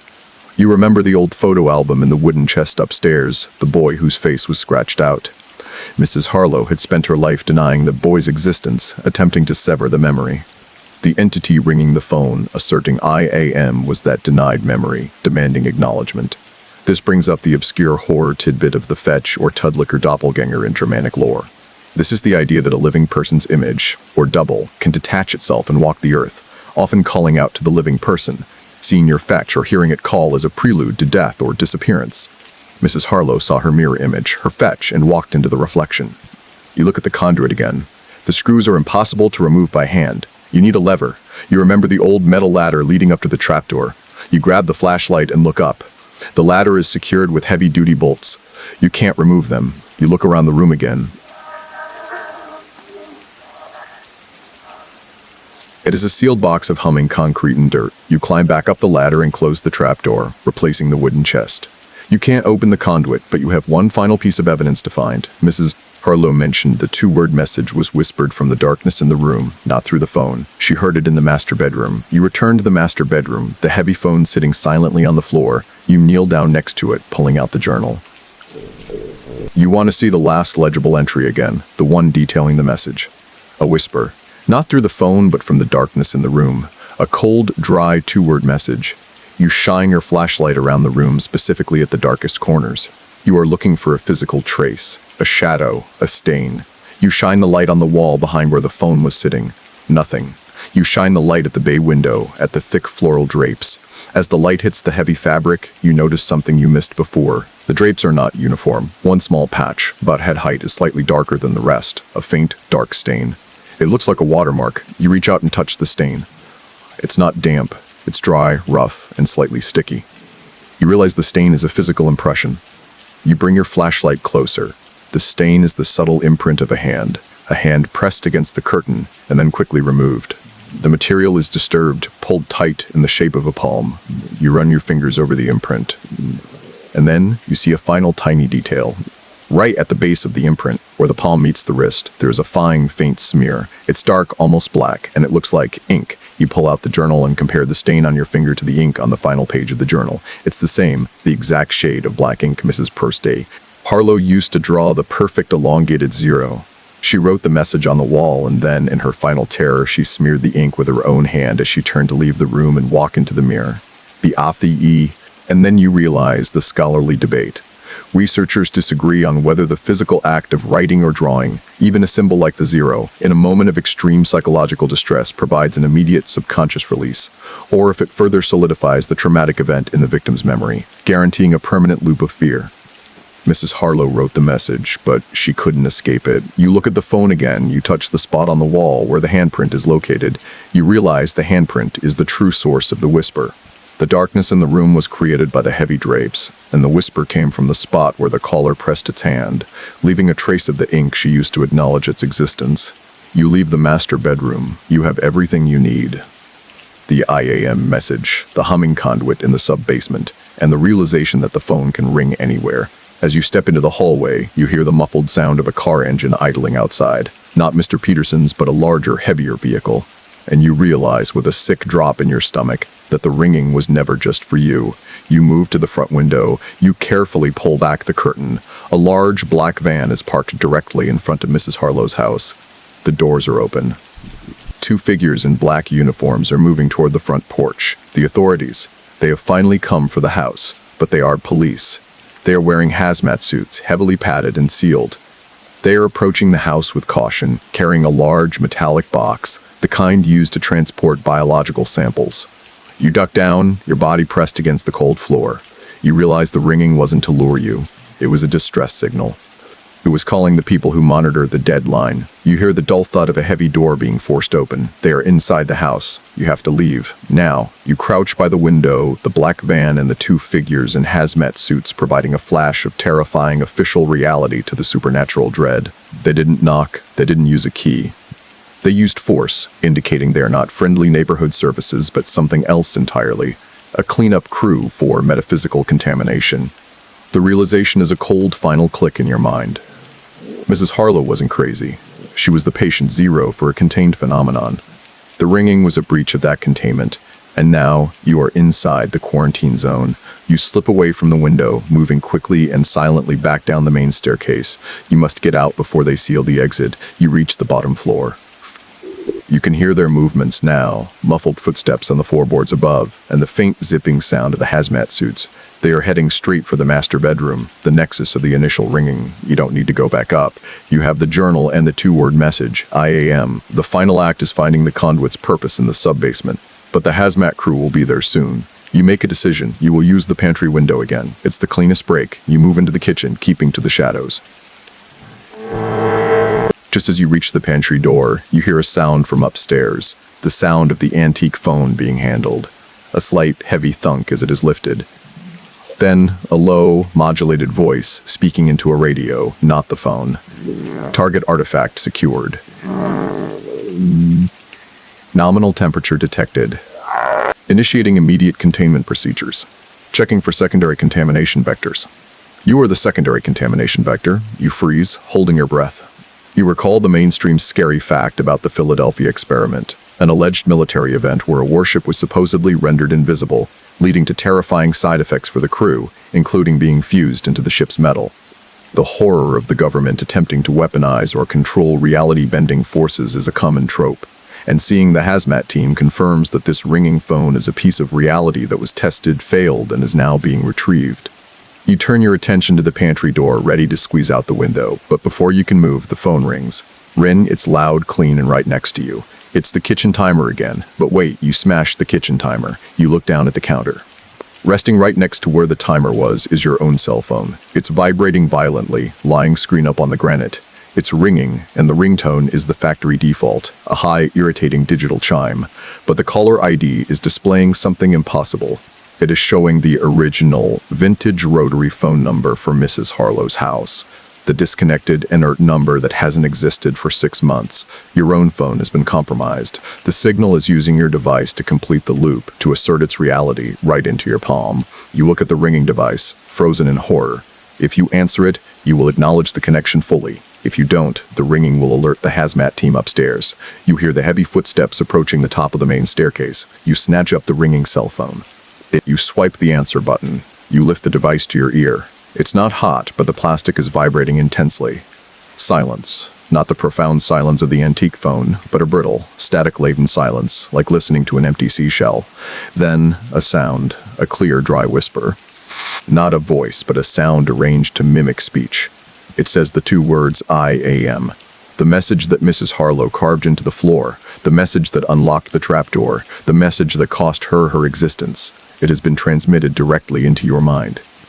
The floorboards at the top of the stairs creak heavily. The hazmat crew is descending. You drop the phone. It clatters on the granite. The call disconnected. You sprint into the pantry. You push the casement window open and scramble through, scraping your skin on the rough wood. You land heavily in the soaking grass outside. You run, not toward your house, but toward the back of the property, toward the fence. You need to disappear for a few minutes while they search the first floor. You scale the fence quickly, dropping onto the ground on the other side. You are in your own backyard now, but you are not safe. You stop behind your own garden shed, catching your breath, shaking uncontrollably. You know you have to go back in. The sub-basement is the key to understanding the IAM message. It's the source. Sit there for 2 minutes, listening to the muffled sounds from next door.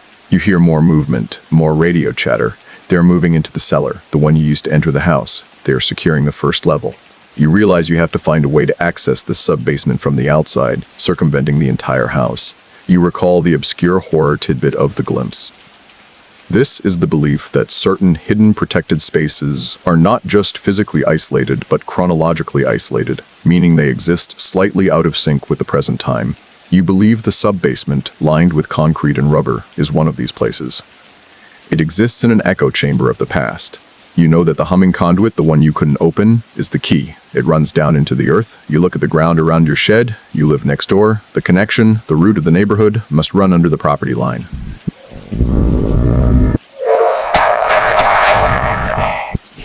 They cast Ollie. JLC.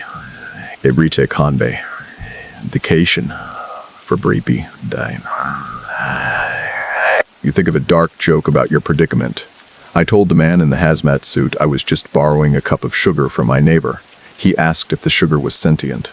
You grab a sharp garden trowel from the shed and start digging at the base of the fence, right along the property line, near where you imagine the sub-basement to be. You are digging through mud and saturated soil, but you work with a desperate intensity. You dig down about a foot, and the trowel hits something solid, not a rock, something flat and metallic. You clear the mud away. It's a circular metal plate, about the size of a dinner plate, set flush into the ground. It looks like an access cover for an old utility line. You try to pull it up. It doesn't budge. You realize this is the maintenance access point for the lurking line, the dead line that connects the two houses.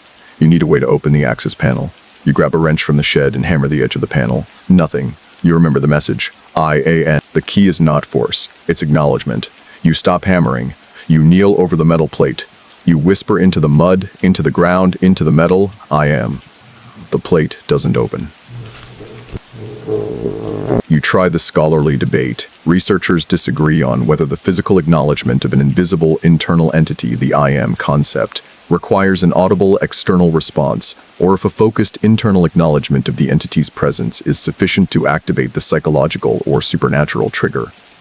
You decide to go all in. You yell the phrase, a desperate, hoarse whisper into the cold night air, I am. Nothing happens. You are frustrated, exhausted, and covered in mud. The hazmat crew must be in the house's basement now. You can't wait.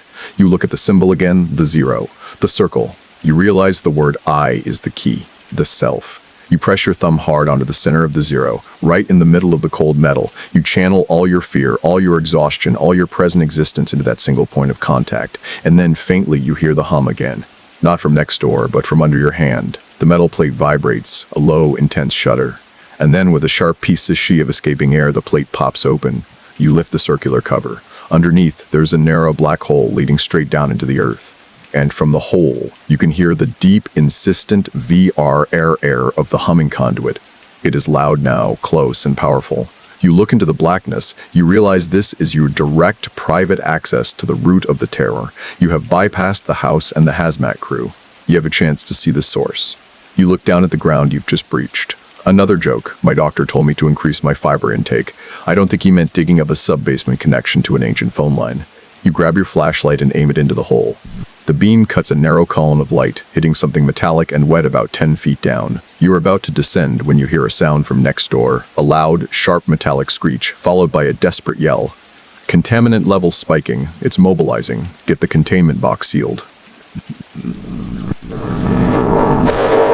They are in the sub-basement. They must have found the conduit and the rubber sheet. And they have activated something. You can't wait. You climb into the hole, descending feet first into the cold, humming earth. You descend the narrow earthen shaft, kicking loose clods of cold, wet mud. The air down here is heavy with ozone and the deep, resonating hum of the conduit. You drop the final few feet, landing on a floor that is not concrete but tightly packed, black dirt. You are now inside the sub-basement, having entered through a private, unauthorized shaft. You look up. The hole you descended through is a narrow cylinder of light, quickly closing off the outside world. You shine your flashlight around. The space is small, the same 10 by 10 chamber Mrs. Harlow dug. The concrete walls are visible, and you can see the metal ladder bolted to the far wall, the one leading up to the trapdoor in the locked room. The trapdoor is currently sealed shut. The hazmat crew is somewhere on the other side of that ladder, separated from you by the thin concrete wall. You can hear their muffled voices, frantic and loud. The seal is broken. I repeat, the seal on the conduit is broken. Where is the source? You look at the black conduit pipe at the base of the wall. The hum is emanating directly from it. The pipe runs down into the earth, just as you saw before. But now, you notice something new. The copper access panel is open. The screws you couldn't budge are gone, lying discarded on the dirt floor. The plate is hanging ajar, revealing the inner workings of the pipe. You approach it, crouching down. Inside the conduit, it's not a phone line. It's a single, thick, braided cable pulsating with a faint internal blue light. The cable is attached to a small silver box, a very old analog signal repeater, which is humming violently. The box is connected to two lines. One runs up the wall, presumably toward the master bedroom and the antique phone. The other runs straight down, deep into the earth. This is the lurking line, the connection to the root of the neighborhood.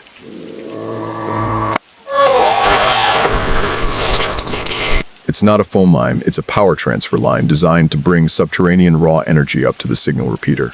The ringing was a product of this energy, a physical manifestation of a trapped frequency. He realized the hazmat crew didn't break the seal, something else did.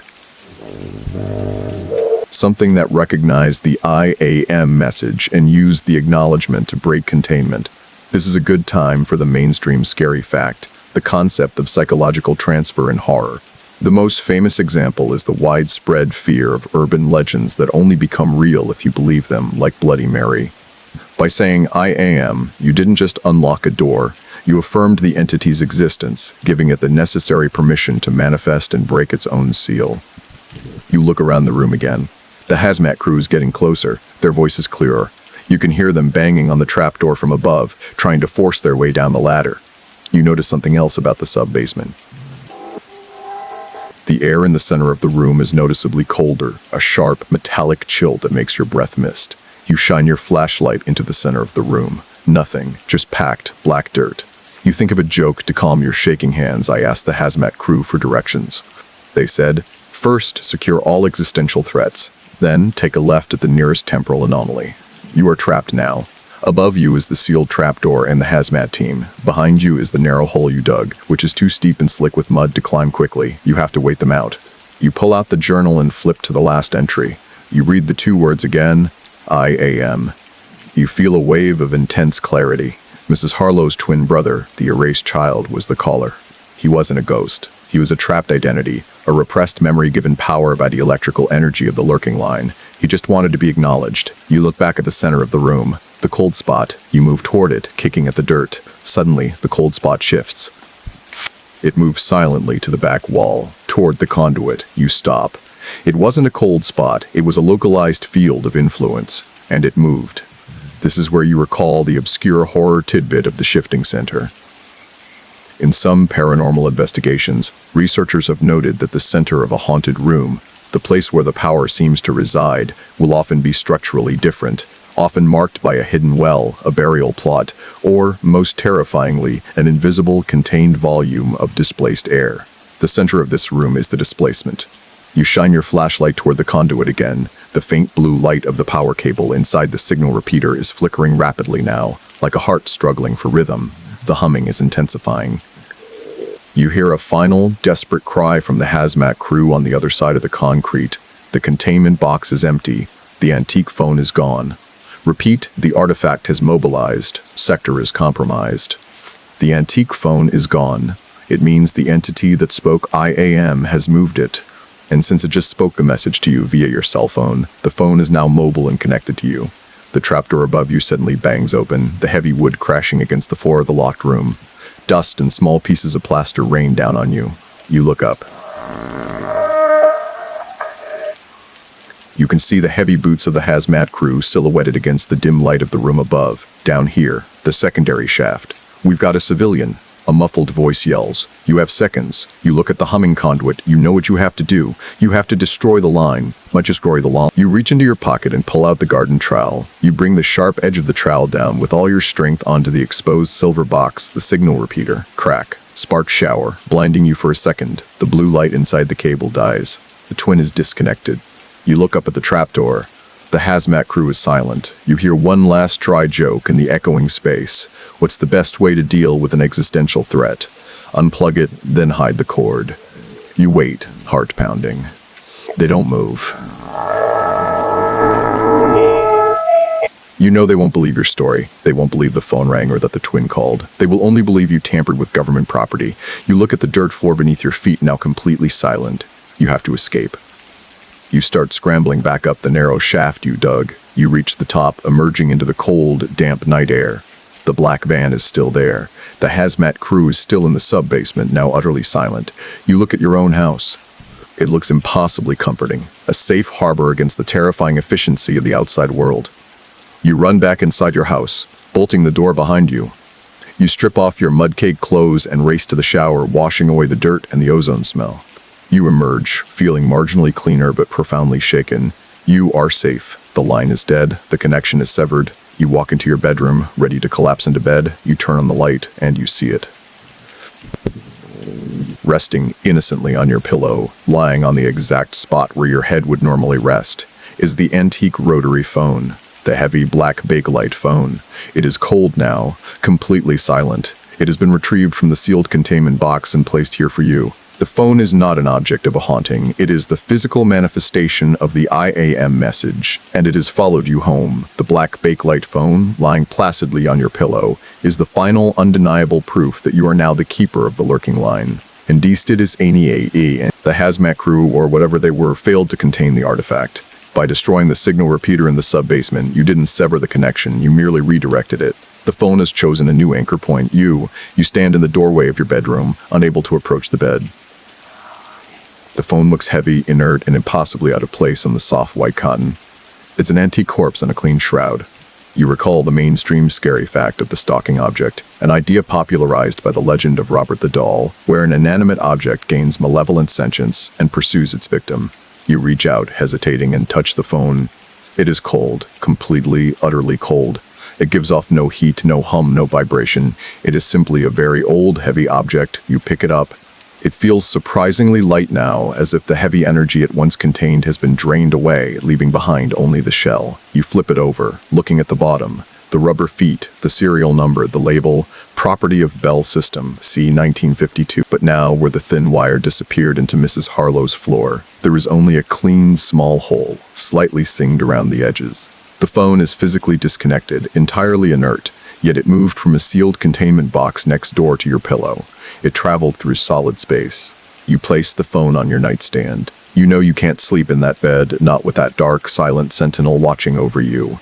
You pull out Mrs. Harlow's journal, the one you had almost forgotten in the chaos. You must find the significance of the two words, IA. You read the final, legible entry again, a whisper. A cold, dry, two-word message. I wrote it down immediately. I can't look at it. The message wasn't just a threat, it was a defining statement of self-existence from the entity. It's the ghost of Mrs. Tuessens. Harlow's repressed twin brother, the other child whose face she violently scratched out of the photo. He was erased from the record, and his purpose was to demand that she acknowledge his reality. And now, the phone is in your home. You too have been forced to acknowledge the existence of the terror. You answered the call, you spoke the phrase, I am, and you destroyed the barrier. The entity has attached itself to the person who validated its existence. You sit in the chair in the corner of your room, wrapping yourself in a blanket, and watching the silent phone on the nightstand. The clock reads 4,000 a.m. The storm is over. The air is still, humid, and quiet. This brings up the obscure horror tidbit of the mirror's time delay. Found in some Celtic and occult theories, this suggests that reflections are not instantaneous. The light takes time to travel, and a mirror in an area of high psychic stress can reflect an image that is several minutes or even hours behind the present. Mrs. Mrs. Harlow walked into a reflection of the past, the one where her twin was still alive and waiting for her.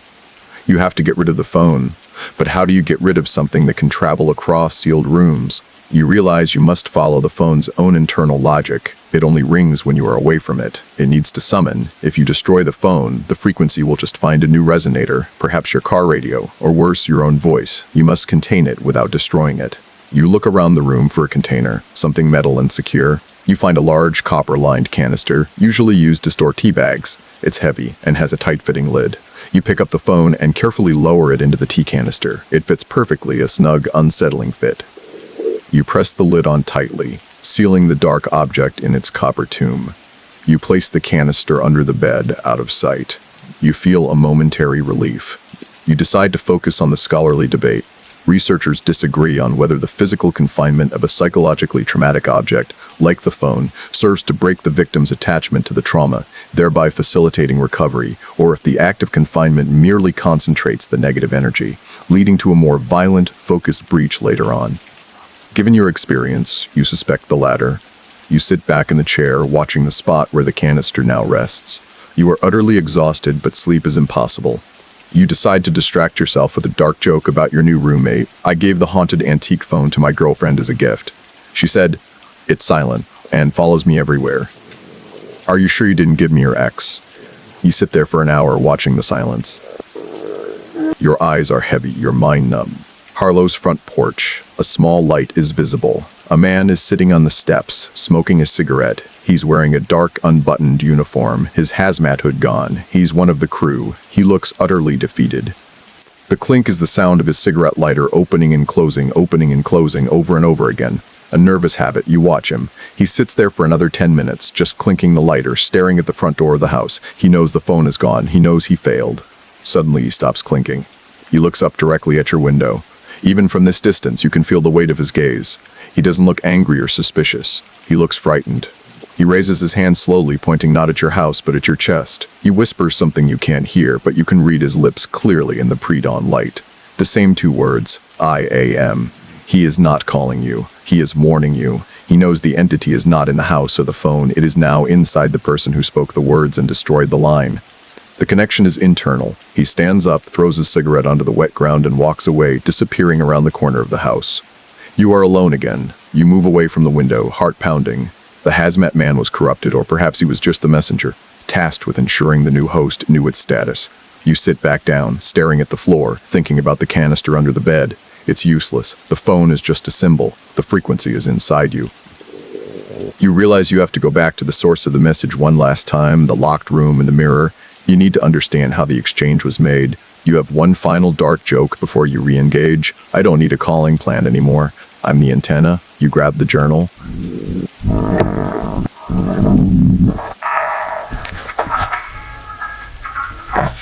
You don't need the phone. The phone knows where you are. You slip out of your house and walk across the muddy lawn. You don't use the window this time. You simply try the front door of Mrs. Harlow's house. It opens. It was locked before, but now it yields easily. The hazmat crew left it unlocked in their panic. You step into the silent entryway. The air is cold and metallic, heavy with the smell of ozone and the subtle scent of burned wire from the sub-basement. You climb the main stairs. The house is completely dark. You reach the master bedroom. You walk across the empty floor to the now open, locked room. You enter and walk to the end of the room. You can see the open trapdoor leading down into the pitch-black sub-basement, where the conduit is now a shattered, sparking mess. You leave the trapdoor and exit the locked room. You walk across the master bedroom and into the guest room, where the enormous warped mirror stands. You walk up to the mirror and shine your flashlight on it. Your reflection stares back. Pale, exhausted, covered in a thin sheen of sweat, but this time the reflection is not warped. The glass is clear, clean, and perfectly flat, and in the background, over your shoulder, you see the room next door, the locked room reflected clearly. The wooden chest, the open trapdoor, the dark hole into the earth. But something is different in the reflection. In the reflection of the locked room, the trapdoor is sealed shut. The brass ring is flush with the floor. And sitting innocently on top of the chest, right where you first found it, is the black antique rotary phone. The phone is not in the canister under your bed. It is here. It is everywhere. It is a persistent reality. You watch the reflection, and as you watch, the faint shadow of a child, a small boy in a sailor suit, appears in the reflection, sitting quietly on the wooden chest, watching the trapdoor. Boy turns his blurred face toward the reflection of you, and slowly he raises his hand and waves. The boy in the mirror, the erased twin waving silently at your reflection, confirms the terror. The antique phone, which you sealed in a copper canister under your bed, is simultaneously sitting on the chest in the reflected image of the locked room next door. It's a paradox made real. The phone is both contained and mobile, both inert and actively communicating. It exists in multiple dimensions at once, anchored by the I am declaration. You step away from the mirror, your blood icy in your veins. The boy in the reflection does not disappear. He remains a ghostly spectator to your unraveling sanity. You need to sever the psychological connection. And Easties Beasties Evanpai. The phone is physical, but the ringing is mental. You turn your back on the mirror and hurry out of the house, leaving the silent, judgmental boy to his ghostly vigil. You exit through the front door, leaving it slightly ajar, a final reckless act of defiance. You cross the lawn and enter your own house. You go straight to your bedroom and pull the copper canister out from under the bed. You wrench the lid off. The antique phone is still inside, cold and silent. It never left. The phone in the mirror was either an illusion or a quantum echo. You drop the antique phone back into the canister with a dull thunk. You pull out your cell phone, terrified to see the display. The caller ID is not Mrs. Harlow's deadline this time. It's displaying your own number. Your cell phone is calling itself. You stare at the screen. Why would the entity call you from your own number? You realize the horror. The entity doesn't want to assert its own existence anymore, I am. It wants to usurp yours. It's calling from your number to signify that it is now the new, dominant identity on the line. You recall the mainstream scary fact of Capgras syndrome, a real neurological disorder where a person believes their close relatives have been replaced by identical-looking imposters. The core delusion is a breakdown in the emotional recognition of identity. The phone calling from your own number is the ultimate Capgras scenario. It's proving to you that you have been replaced by an imposter on the network of reality. You answer the call. You have to. You press the screen to connect, holding the phone away from your ear. Pure, static-laden silence fills the line. You wait, listening to the thin hiss of white noise. Then, a voice. It's not the dry, scraping whisper from before. It's a perfect, seamless mimicry of your own voice. It sounds calm, measured, and terrifyingly monotonous. It repeats the words you spoke into the mirror, the words that charged the conduit, the words that unlocked the trapdoor. I am the twin, I am the line, I am the silence. It's speaking a long phrase now, but the core of the message remains. It then delivers the final chilling sequence that Mrs. Twinance, that Mrs. Harlow only hinted at. I am home. You slam the phone down onto your nightstand, ending the call. The silence rushes back, but now it feels like a heavy blanket pressing down on your face. You look at the black, silent phone in the canister. It's no longer just an object of dread. It's a portal, a repeater, a piece of your stolen identity. You are furious now, the fear replaced by a desperate need to reclaim your existence. You grab the antique phone out of the canister. This is the time for a dark joke to anchor yourself back to reality. My therapist said I need to accept the fact that I'm sharing my identity with a 1950s ghost twin. I said, fine, but he has to pay half the phone bill. You recall the scholarly debate. Researchers disagree on whether a person's identity, the self or I am, is an inherently stable, singular construct, or if it is a fluid contextual phenomenon that can be fundamentally altered or fragmented by extreme external psychological pressure. The entity is proving that identity is, indeed, fluid and transferable. You decide you must destroy the physical line completely, not just the repeater, but the entire cable. The line must be severed at the root. You leave the antique phone in the canister and grab a small, heavy axe you keep in the garage, the kind used for splitting kindling. You hurry to your backyard and find the metal access plate. You pull it open and look down into the dark shaft. The humming is gone. The line is still dead from the shock of the signal repeater being smashed. You climb down the earthen shaft again, the axe heavy in your hand. You land in the sub-basement. The air is cold and smells like ozone. You move to the conduit pipe. The signal repeater is shattered, a mangled mess of plastic and burnt wire, but the main braided cable pulsating with a residual blue light is still visible. It runs straight down into the dirt floor. You raise the axe. You bring it down with all your strength onto the thick cable, right where it disappears into the earth. The H-whack, the axe head bites deep into the cable, cutting through the heavy braiding. There is no shower of sparks this time, only a final fading blue pulse of light that vanishes instantly. The silence that follows is absolute. Not the oppressive silence of a vacuum, but a clean, dead quiet. The hum is gone. The line is dead. You look at the severed cable. You have cut the root of the neighborhood.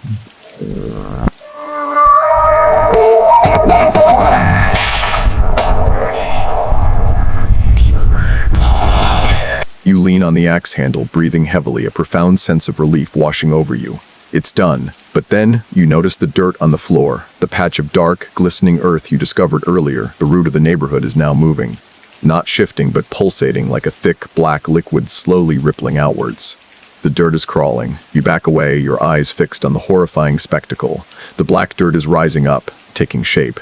You recall the obscure horror tidbit of the golem's clay. This is the Jewish mystical tradition where a being is brought to life from inanimate clay. The earth itself, the deep black dirt, is the primal material.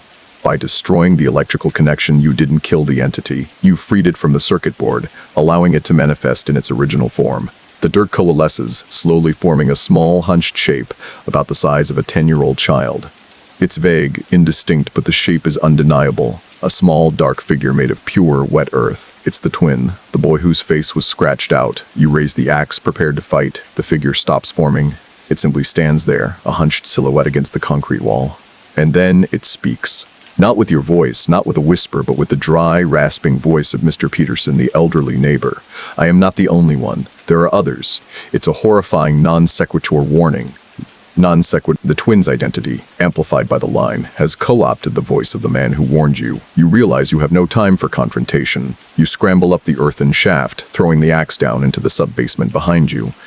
You reach the surface, pulling the metal access plate back over the hole. You seal it, quickly kicking mud and dirt back over the edges, desperate to hide the breach. You run back to your house. You are covered in dirt, soaked in sweat, and utterly broken by the impossible reality of the night. You enter your house and lock the door. You look at the canister on your nightstand. You open it. The antique phone is still there. You look down at your cell phone, which is still lying on the nightstand. You pick it up. You notice something on the screen that wasn't there before. A small new app icon. It's a simple image, a black circle with a single white line cutting through it. You touch the icon. The app opens instantly. It's a log file, and the last entry is a simple 2-word message. It's from your own number, and it reads, "Still ringing." You stand there, holding your cell phone, staring at the terrifying simplicity of the new app icon, a black circle with a white line through it, the symbol of the severed yet persistent lurking line. The log entry, "Still ringing," is the final cruel twist. Destroying the physical cable only forced the entity to fully inhabit the digital space, co-opting your own identity and device as its new repeater. The phone, the Earth twin, and the voice of Mr. Peterson were all just symptoms. The real disease is the connection itself. You try to delete the app. You hold your finger down on the icon. The small X appears. You tap it. A dialog box appears asking for confirmation. Delete the line. You confirm the deletion. The screen goes black. You wait, holding your breath. Then the home screen returns. The app icon is still there. Undamaged, unmoving, stubbornly persistent. You are trapped in a feedback loop of fear. The entity has become a part of your digital reality. This is the perfect moment for the mainstream scary fact, the concept of simulacra and simulation in philosophy, where the copy becomes more real than the original. The phone call, the simulation of the lurking line, has become so effective that it has usurped the physical reality of the actual phone line. Your identity, your phone number, your digital self has been taken over by the simulated twin. You realize you must learn what the twin wants now. It's no longer just seeking acknowledgement, it's seeking company. You sit down and open the app again, staring at the log file. It's empty, save for the last message still ringing. You decide to type a message back. You use the on-screen keyboard, your fingers trembling slightly. What do you want? You hit send. The message disappears, replaced by a new log entry. The response is immediate and unsettlingly fast. THE line, "I AM.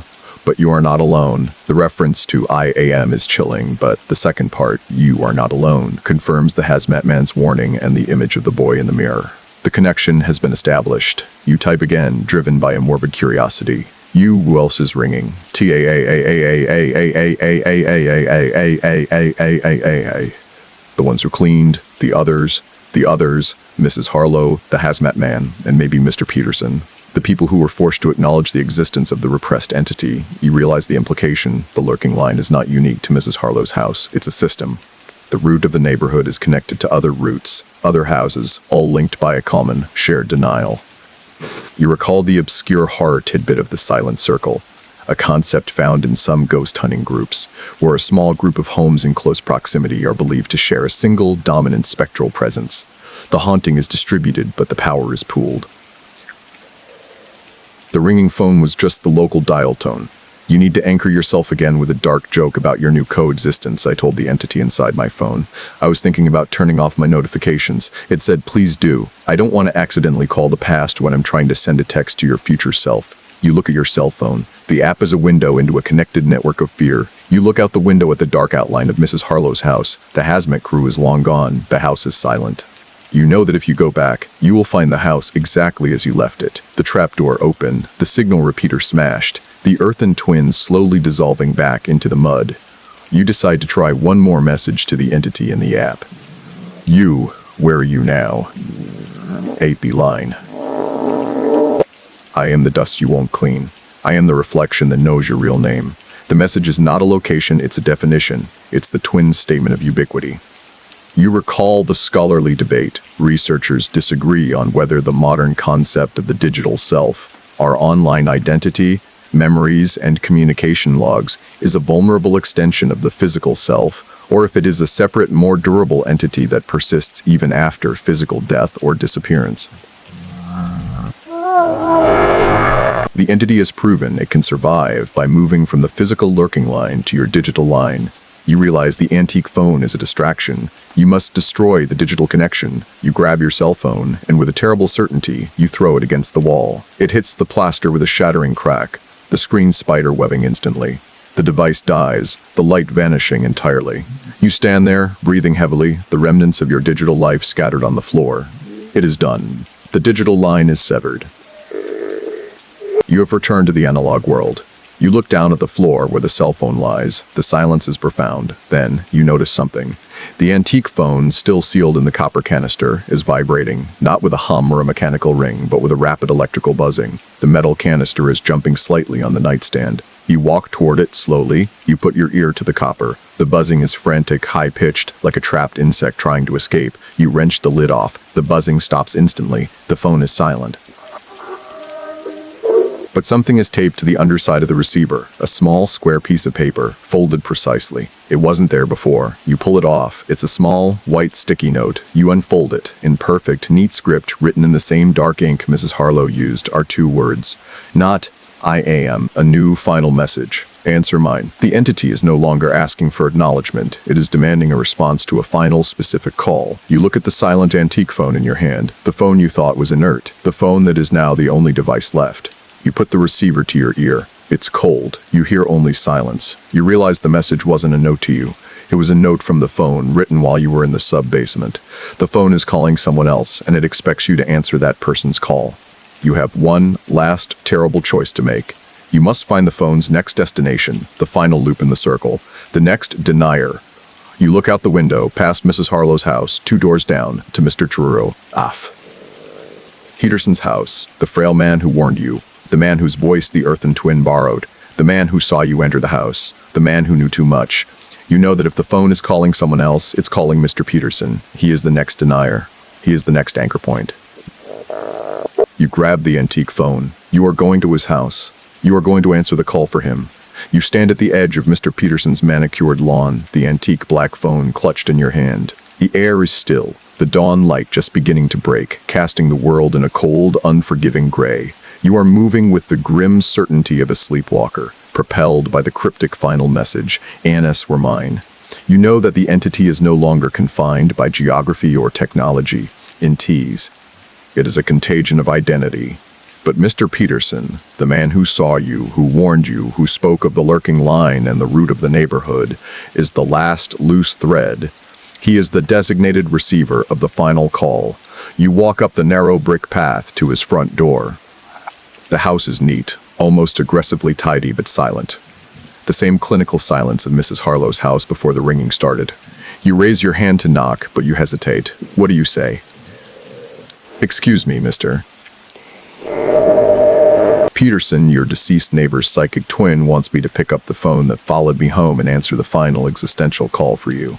A dark joke surfaces, sharp and bitter. I told my neighbor I was bringing over a gift to apologize for destroying his sister's house. He said, a fruitcake. I said, no, a haunted 1950s rotary phone that broadcasts suppressed memories. You try the doorknob, it's locked. You step back, looking up at the windows. All dark. You notice the elaborate rose garden he tends. Small, perfectly shaped bushes, all covered in tiny, deep purple roses that look almost black in the low light. You move to the back of the house. You find a small, latticed porch. The sliding glass door leading to his kitchen is slightly ajar, secured only by a flimsy tension rod. He lives alone, he's old, and he's careless. Or maybe he's expecting someone. You slide the door open just enough to slip through. You are inside Mr. Peterson's house. It smells of cinnamon, old pipe tobacco, and something faintly acrid, like burnt sugar. The kitchen is immaculate. Everything is lined up with unnerving precision. You move into the living room. It's filled with heavy, dark furniture and dozens of small, decorative porcelain figurines, all lined up on shelves, staring blankly ahead. You pause in the center of the room, holding the black phone. You are listening, not for a ring, but for the hum, the subtle electrical presence that indicates a live connection. There is nothing, only the quiet sound of your own anxious breathing.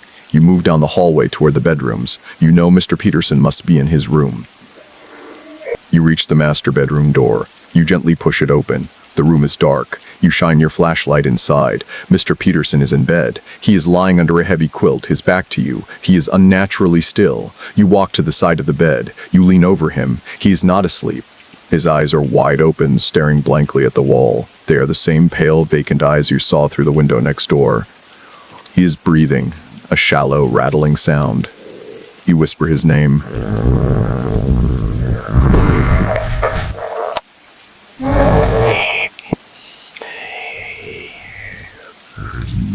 He is in a catatonic state, entirely consumed by fear or something else. You realize the call already came. and he answered it by simply surrendering his identity. He is empty, waiting for the twin to walk in and inhabit his body. You look around the room for the source of the ring.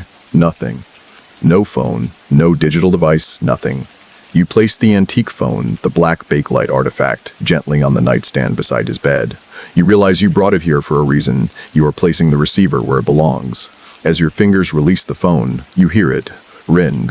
It's the mechanical bell, loud, clear, and right next to you. But the sound isn't coming from the phone you just put down. The phone on the nightstand is silent. The ringing is coming from the walls. You spin around. The sound is diffuse, coming from the plaster itself. It's moving. Rin. Now it's the wall behind the headboard. Rin. Now it's the closet wall. Rin. Now it's the floor directly beneath your feet. The entity is using the entire physical structure of the house as a colossal sound resonator. It's stalking you with pure amplified frequency. The house is ringing. You recall the obscure horror tidbit of the shifting haunt. This is the belief that certain ghosts are not location-specific, but anchor themselves to the structure's materials, the wood, the plaster, the foundation. When the house rings, the presence is everywhere. You raise your hands to your ears, but the sound is so loud it penetrates your skull. The ringing is now a constant, chaotic clamor, a mechanical scream of brass bells coming from every direction at once. You race out of the bedroom, back through the living room. The porcelain figurines on the shelves are vibrating violently, the ringing making them chatter against the wood. They look like dozens of tiny, screaming faces. You reach the kitchen, scrambling for the sliding door. As you grasp the door handle, the ringing stops. Instantly, you slide the door open and stumble out onto the latticed porch. You look back into the house, into the absolute terrifying silence. You think of the scholarly debate. Researchers disagree on whether the physical sensation of sound can become so overwhelming that the body's pain receptors interpret it as a non-auditory physical attack, thus forcing a flight response, or if the psychological terror is what causes the body to shut down its interpretation of the frequency. R. You just experienced a physical attack by sound. You run off the porch, down the brick path, and back onto your own lawn. You don't look back. You get inside and slam the door shut. You lean against it, chest heaving. You are safe. You are back in your own house. You look around, checking every corner, every counter, every surface. The antique phone is not here. You left it on Mr. Peterson's nightstand. Your smashed cell phone is still on the floor, inert. You are completely disconnected. You have won. You have banished the physical artifact and destroyed the digital line. You walk into the living room, collapsing onto the couch. You pull the blanket over you, trembling. You are exhausted. You close your eyes. You have survived the call. But then you hear a new sound. It's soft, rhythmic, and utterly out of place in the dawn silence. Tap, tap, tap. It's coming from inside your own house. You open your eyes. You sit up, listening intently. Tap, tap, tap. It's coming from the attic. Your house is old, with a pull-down attic access in the hallway ceiling. You get up, grabbing your forgotten flashlight from the nightstand. You move into the hallway, shining the beam up at the access panel. Tap, tap, tap. It sounds like a small, dry piece of wood tapping rhythmically against the inside of the plaster ceiling. You realize this is the final horrible joke. What did the ghost say when you finally got the phone number of the next target? I'll call you back from the attic. You pull on the cord and the heavy wooden steps clang down from the ceiling. You climb the ladder. You emerge into your own attic. It's vast, dusty, and filled with your own forgotten possessions. You shine your light around, looking for the source of the tapping. You find it on the far wall. The electrical conduit for the entire house, running through the rafters, is exposed here, and attached to the conduit is a small silver box. It looks exactly like the signal repeater you smashed in Mrs. Harlow's sub-basement, but brand new, untouched, and fully intact. And resting on top of the silver box in the dust is a piece of wood. It's a small wooden block about the size of a matchbox that is mechanically vibrating, tapping a rhythm against the silver repeater box. The twin has moved the line into your house, building a new repeater right above your head, and the tapping is the new call. It's ringing you silently from your own structure. You raise your flashlight, prepared to smash the box, but you hesitate. The ringing isn't meant to be destroyed. The commenting isn't. It's meant to be answered. You stand in your own attic, staring at the brand new signal repeater, a sleek silver copy of the one you smashed, and the small wooden block tapping against it. The steady, rhythmic tap, tap, tap is your new reality. The final subtle call from the pervasive entity that now inhabits your home and your identity. You realize the phone was a red herring. The twin is not confined to an object. It is confined to a circuit. By destroying the repeater in the sub-basement, you simply created a power vacuum, allowing the frequency to jump to the nearest available, newly constructed anchor point, a new repeater built right into your home's electrical system. The ringing is now a mechanical metronome of dread. You don't smash the box. You know that destroying this one will only force the entity to relocate the circuit to something else, perhaps your heart monitor or the internal clock of your own brain. The only way to win is to break the loop, not the machine. You climb down from the attic, gently returning the wooden steps to the ceiling. You leave the tapping behind you, a silent, persistent drumbeat that you know will follow you everywhere. You walk through your silent house. You are utterly alone, yet profoundly connected to something terrible. You sit down in your living room exhausted. The sun is fully up now, a pale, weak light filtering through your windows. The world looks normal, but your internal connection to the lurking line has changed everything. You think about the finality of Mrs. Harlow's actions. She walked into the mirror acknowledging the twin, surrendering herself. Mr. Peterson surrendered his self by falling into a catatonia. You, however, chose to fight, and in doing so became the new host. This is where you recall the mainstream scary fact of the Stockholm Syndrome, a form of psychological bonding where a captive develops feelings of trust or affection for their captor. You are in a state of psychic Stockholm Syndrome. You have acknowledged the twin, and now it will never leave you. The call has been answered. You realize the twin's final goal was never to harm you, but to secure an endless loop of acknowledgement. The phone rings to force someone to say, "I am," thereby creating a new vessel for its consciousness. You need a final, darkly humorous joke for the sheer absurdity of your life now. I finally figured out what I have in common with my haunted antique phone. We both have an unnerving ability to show up where we're least wanted. You sit there, listening to the silence, straining to hear the faint tap, tap, tap from the attic. You realize you have one last thing to do. The antique phone, the physical artifact of the terror. You left it at Mr. Peterson's house, intending to pass the curse. But that was before you realized the true nature of the circuit. The phone is just a symbol, but it's a powerful symbol. It belongs with you. You walk back out to your car. You drive the 2 doors down to Mr. Peterson's house. You slide open the back door. You walk back into the silent, cinnamon-scented house. You enter his bedroom. Mr. Peterson is still in the same position, staring blankly at the wall. The antique phone is still sitting on the nightstand, silent. You pick it up. It's cold and light. As your fingers touch the bakelite, Mr. Prestationhaven. Peterson's eyes slowly shift. They move, very slowly, to look at you. His mouth opens, and in a dry, rattling whisper, a voice that is not the twin, not your voice, but his own, frail voice, he speaks. "Thank you." The silence is a relief. He closes his eyes. He is gone. He found peace in the surrender. You look at the silent, black phone in your hand. You realize that by taking it, you have acknowledged your status as the final host. You are the last link in the chain. The call is now internal. You leave the house carrying the phone. You drive back to your own house. You park the car. You walk inside. The tapping from the attic is now a faint, constant throb under the floorboards. You walk into your bedroom. You sit on the edge of your bed, the black phone resting in your lap. You decide to perform one final experiment to confirm the new internal nature of the connection. You lift the receiver of the antique phone to your ear. It's cold and silent. You look down at the dial, at the finger holes. You realize the dial is not for making calls. It's for typing the message. It's for typing. You place your finger in the number 1 hole, and you slowly pull the dial clockwise until it hits the metal stop. You let it snap back. You dial the number 1 4 times, 1111. It's the numerical equivalent of the I in the message, the symbol of the self. You lift the receiver to your ear again. You hear a voice. Not a whisper, not a rasp, but a clear, gentle voice, the voice of a young boy. It says a single, final phrase. "I am not ringing you. I am ringing through you." You place the receiver back down. The phone is silent. You look out the window. The sun is shining. The street is normal. People are waking up. You have survived the night. You are the host. You are the line. You are the ringing. You take the antique phone and place it on your pillow, the same spot where you found it. You lie down next to it, pulling the blanket up to your chin. You close your eyes. You feel the gentle, rhythmic throb of the attic repeater in your bones. It's not terrifying anymore. It's just the sound of a new, shared existence. The sound of the lurking line running through your life forever. Wind down, the light is soft now. It's the kind of early morning light that washes the edges off everything, making the world seem permissible again.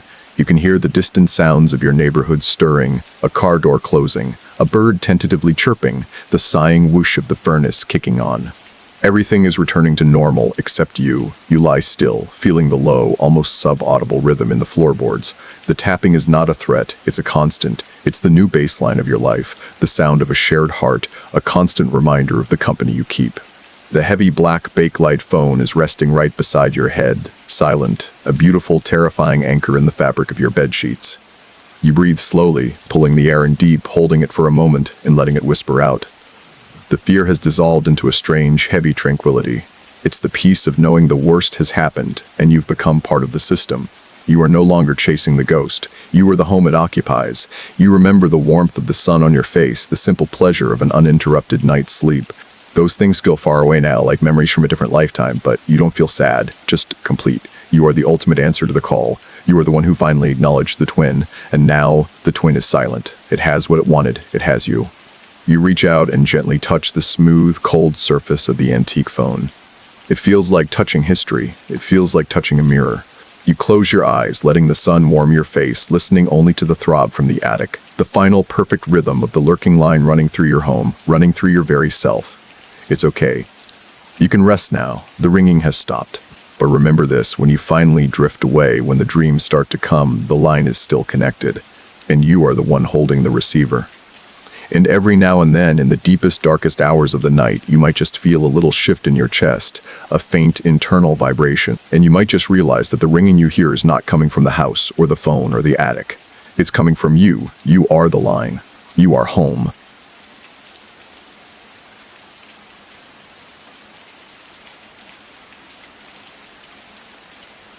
Hello everyone, welcome back to my channel, True Scary Stories. Where are you watching from tonight, and what time is it in your country? Have you shared my channel with your friends yet, or are you keeping these whispers all to yourself? I'm so glad you're here, settling in under your blankets. Tonight, we're driving far out onto a forgotten stretch of highway, the kind where the asphalt is cracked like old bone and the rain never quite washes away the dust of everything that's passed through. Imagine the drumming of a relentless storm against a lonely window pane, the kind of sound that traps you inside and convinces you the outside world has ended. You're pulling up to the Starlight Motel, a place so abandoned, it looks less like a structure and more like a decaying memory someone left out in the weather. The neon sign hangs by a single, rusty thread, sparking occasionally, a desperate, fading beacon that promises nothing good. No, they say checking into a hotel is a commitment, but checking into this one is less of a commitment and more of a last will and testament. But hey, at least the Wi-Fi is probably worse than the ghosts, right? Tonight's story is about a simple, silent object, an unopened letter found in the darkest corner of one of these forgotten rooms. So, before you get comfortable, take a moment to like the video and subscribe, but only if you genuinely enjoy what I do here. If you're up for it, go ahead and post your location and your local time in the comments. I always love seeing how far these stories travel into the night. Now, dim the lights, maybe turn on a fan for that low, unsettling hum, and let's ease into tonight's journey together. The rain outside the motel room window is a flat, monotonous sheet, distorting the feeble glow of the half-working street lamp into something liquid and malevolent. You stand in the center of room 12, the air around you thick with the scent of damp dust, old tobacco smoke, and something faintly sickly sweet like withered lilies. You are not meant to be here. This place has been closed for decades, the kind of final closing where the owners simply walked away and never looked back, leaving everything, and I mean everything, to rot in the silence. The floor is industrial, faded green carpet, stained in patches that resemble Rorschach tests drawn by a very depressed artist. You can't help but notice how the shadows seem to cling to the corners, retreating only slightly when you shine your phone's flashlight. You're drawn to the nightstand, a chipped Formica affair that's seen better centuries. It's empty save for a few things, a Gideon Bible with the pages fused together by humidity, a cracked plastic ice bucket, and this object you came for, the letter. It's tucked behind the base of the lamp, shielded from the worst of the dust, as if someone hid it deliberately, not just forgot it. It's a standard business envelope, maybe a pale blue or gray, but now muted to the color of old bone. The paper is thick, almost formal, but crucially the flap is still sealed. Perfectly, cleanly sealed. No postmark, no return address, just a name scrawled on the front in elegant looping script, to whom it may concern. The silence of this deserted motel is unnerving, a profound, heavy quiet that presses against your eardrums. It's in places like this, where the human energy has been abruptly cut off, that the echoes of past events are said to linger most strongly. This concept is sometimes called a stone tape theory. In fringe horror tidbits, the idea that certain materials, like stone or plaster, can absorb the emotional or energetic residue of dramatic events and replay them like a recording. Here, in this cheap, stale room, the carpet and walls must be saturated with 1,000 desperate whispers, broken promises, and final breaths. You can't resist, you pick it up. The paper feels cold, impossibly cold, in your hand, much colder than the ambient temperature of the room. It's rigid, almost brittle, and as you hold it, you remember a certain morbid curiosity that gripped the public during the early 20th century. A mainstream scary fact centered around a series of unexplained disappearances along remote stretches of highway in the American West. These events, often tied to solitary travelers in remote lodgings, fueled the popular terror of the open road, especially after the unsolved case of the Black Dahlia in 1947, a crime so brutal and public it became a national obsession with anonymity and violence. As you turn the envelope over, running your thumb along the undisturbed seal, you realize this letter is an anomaly, a frozen moment in time. Who wrote it? Who was it intended for? And why was it never opened? Researchers disagree on whether the primary motivation for leaving such a message is an act of confession, a desperate plea, or perhaps a warning meant for a random future recipient. Regardless, the intent here feels specific, focused, and definitely not friendly. You consider simply putting it back, but the drive here was long, the rain is unforgiving, and your curiosity is a parasite. I tried to check in once, you think, giving a small, dry chuckle into the gloom. But the clerk was a ghost and his rates were to die for. Another thought drifts across your mind as you look at the stained carpet. A man walks into a deserted motel room and sees a stain on the carpet. He asks the maid, "What is that?" She says, "I don't know, but it sure ties the room together."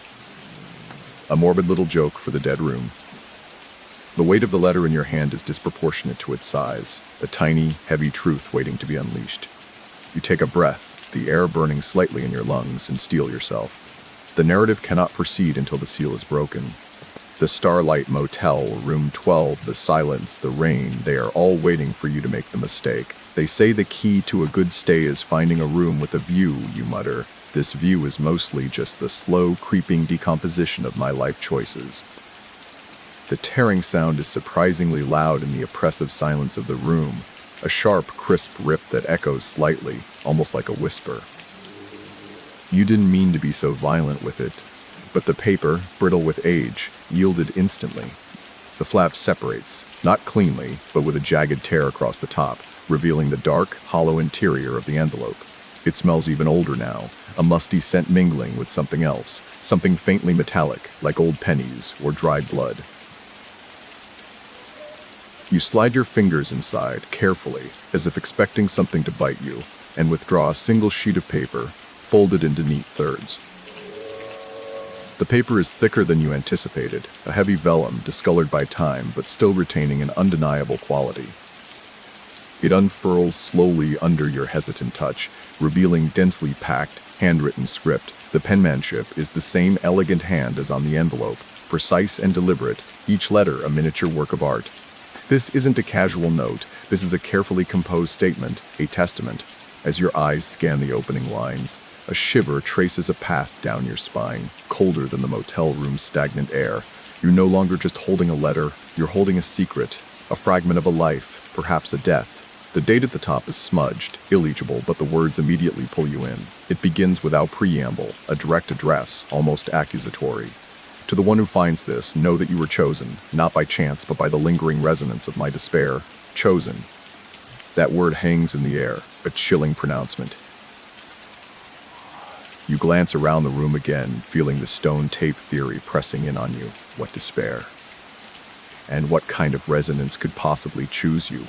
Out of all the possible souls who might have stumbled into this forgotten place, the rain continues its relentless drumming, a constant low thrumming that seems to be the only pulse this dead motel possesses. The letter continues, detailing the author's desperation, their sense of being trapped, cornered. It speaks of a promise broken, a betrayal that led them to this very room.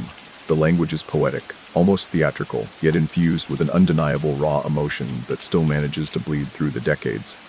It's something far more unsettling than a cry for help. It's a declaration. You remember the infamous case of the Zodiac Killer, a mainstream scary fact that still haunts true crime enthusiasts.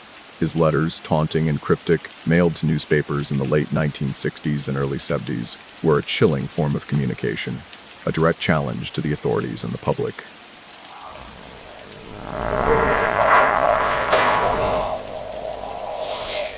Like this letter, they spoke of a twisted personal agenda, an almost performative cruelty.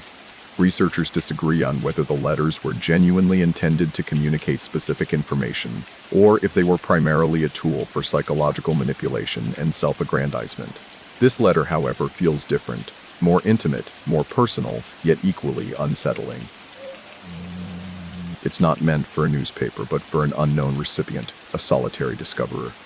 The author writes about a growing presence in the room, something unseen but undeniably felt. A cold spot that moves, a whisper in the static of the old television. This resonates with an obscure horror tidbit, the belief in residual haunting, where spirits are not truly sentient, but rather energetic imprints of past events, much like a film loop playing over and over. But the letter implies something more active, something that responds. It describes being watched, being judged by an invisible entity that slowly but surely began to erode the author's sanity. "I tried to check in, you joke," a thin, nervous smile. "But the clerk told me my credit score was too low, and my soul was heavily leveraged." You keep reading, your eyes darting across the elegant script. The author claims they are not alone. They speak of a companion, a silent witness to their unraveling. This companion, the letter implies, arrived shortly after the betrayal, and its presence grew with the author's despair. You realize the sweetness in the air, the scent of lilies, might not be a memory of the past owners, but a lingering essence, a morbid perfume. Lilies traditionally associated with funerals and death, how utterly charming. Finding a sealed letter in a haunted motel is like getting a surprise party, you think, a grimace forming. Except the guests are ghosts, and the surprise is usually fatal. The author's tone shifts, becoming more frantic, the elegant loops of the script gaining a slight tremor. They speak of the rain, much like the rain outside now, as a constant, suffocating presence, blurring the lines between the outside world and the suffocating confines of the room. The window becomes a liquid barrier, preventing escape, trapping them with their silent witness. They say the Starlight Motel is centrally located, you mutter, rubbing your hands together for warmth. Centrally located in the nexus of profound existential misery. The words on the page twist and writhe in your mind, weaving a tapestry of dread that feels all too real in the desolate quiet of room 12. The author's descent into paranoia is palpable, their elegant script becoming a tight, almost suffocating embrace of madness. They describe a progression, an escalation of the unseen presence from mere observation to active engagement. The silent witness began to touch things, move objects, always subtly, always just at the periphery of sight. A half-eaten meal would shift on the table. A book would open to a random page. A small polished stone would appear on the pillow. Harmless tricks, perhaps, but designed to erode the very foundation of sanity. This slow, psychological torture reminds you of the chilling techniques employed by serial killer Ted Bundy, a mainstream scary fact of true crime history. Bundy, known for his charismatic facade, often meticulously planned his attacks, often isolating his victims psychologically before physically overpowering them. He toyed with them, drawing out their fear. Much like this, unseen entity seems to be toying with the letter's author. Researchers disagree on whether Bundy's charm was a calculated tool with manipulation, or a genuine aspect of his personality twisted by psychopathy. Here, the manipulation is subtler, more insidious, preying on loneliness and isolation. The letter takes a darker turn as the author describes the feeling of being judged.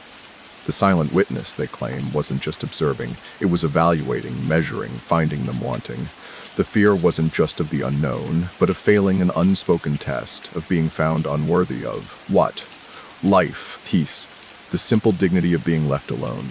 You recall an obscure horror tidbit about shadow people, entities described in various cultures and modern folklore as dark, humanoid figures often seen in peripheral vision.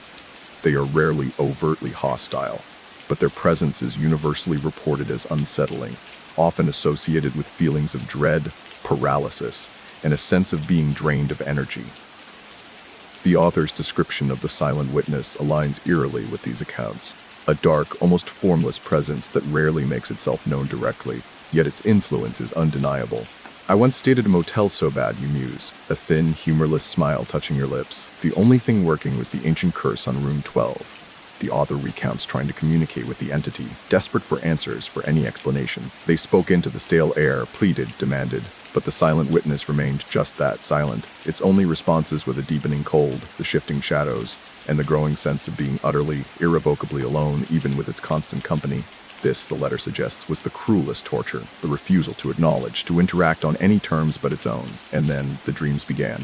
Vivid, unsettling dreams that seeped into waking hours, blurring the lines of reality. Dreams of being lost in endless, identical motel corridors, the rain drumming outside every window, every door locked.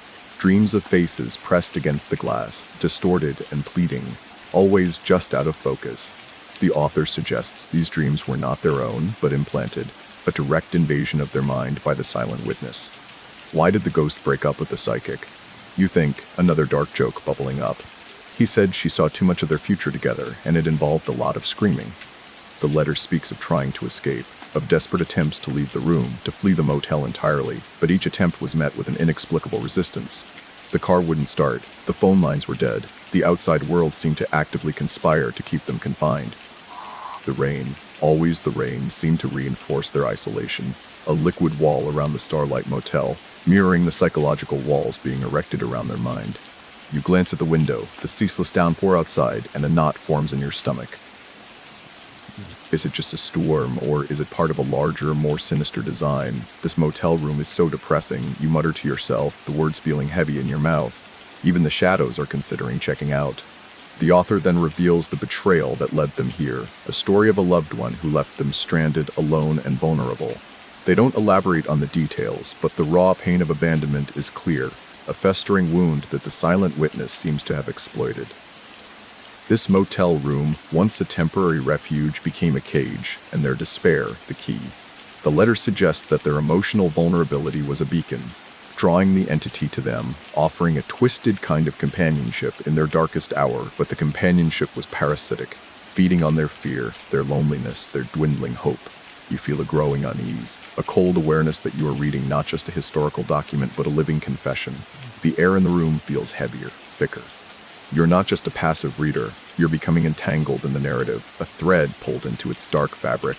The feeling of being watched intensifies, a pressure at the back of your skull. The elegant script becomes increasingly desperate on the page, the lines sometimes veering slightly upwards, as if the author's hand trembled with the weight of their terror.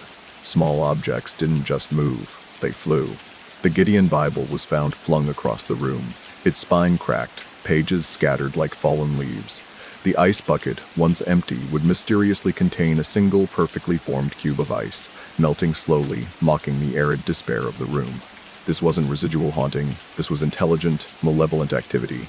This shift in activity reminds you of the poltergeist phenomena, a mainstream scary fact deeply ingrained in paranormal folklore.